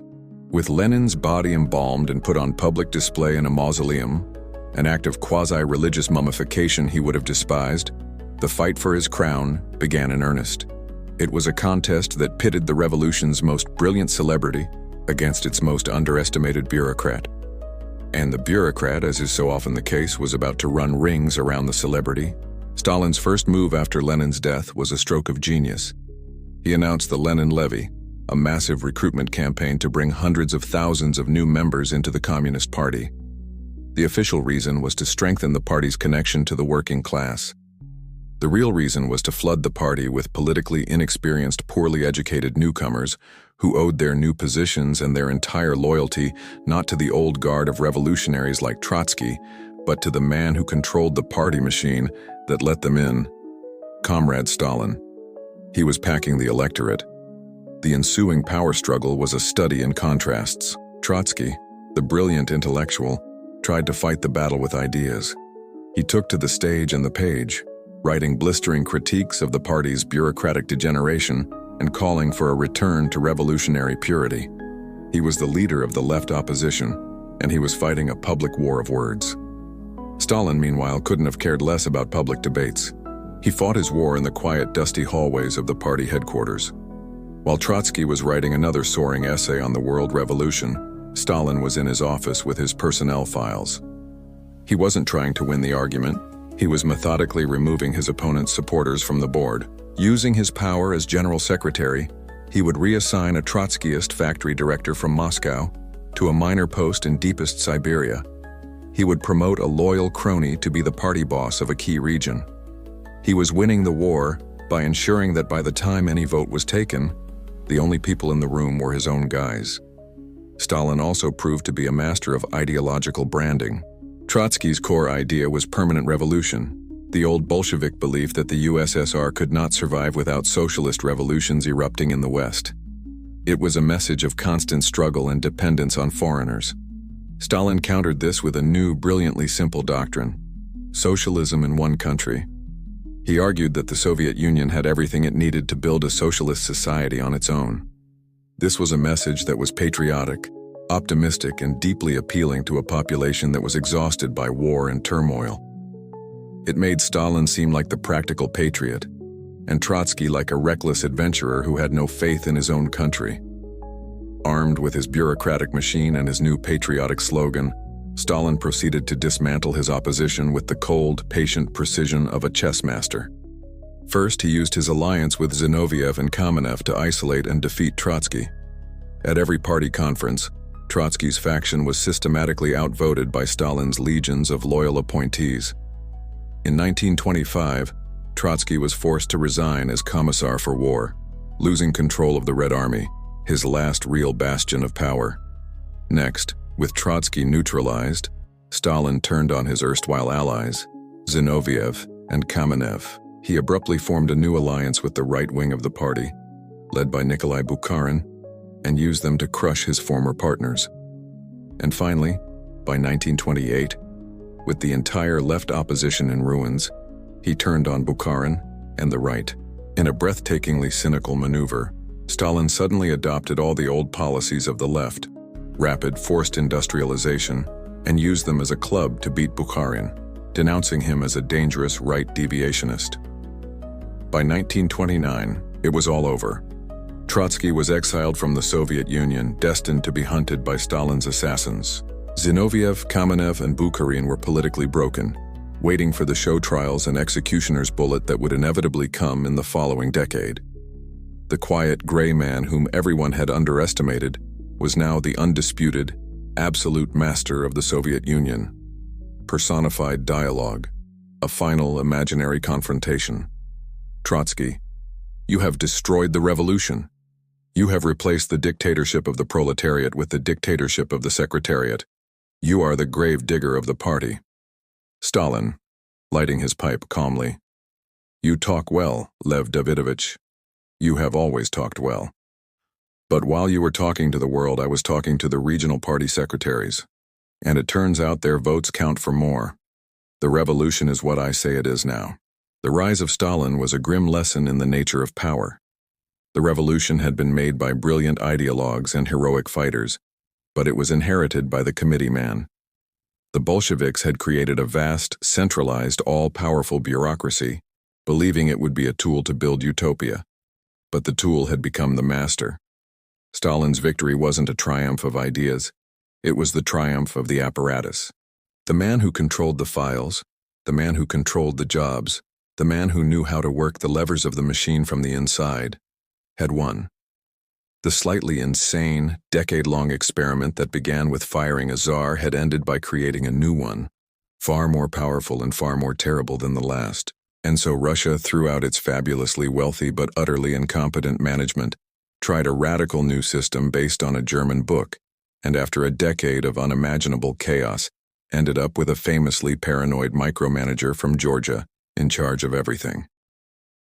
In the end, the grand utopian project to liberate the workers of the world resulted in a one-party state that shot its own heroes, ignored its founders' dying wish, and settled into a grim gray normality under the iron fist of the man who had mastered the paperwork. And that's our highly simplified and slightly insane look at the Russian Revolution. Please, for the love of all that is historically accurate, do not use this as a study guide for your exams. Your teachers will weep. But hopefully it was a bit more fun than a textbook. Let us know in the comments what other historical moments of glorious incompetence you'd like us to tackle next. And that's how that whole mess went down. Until next time, don't invade Russia in the winter.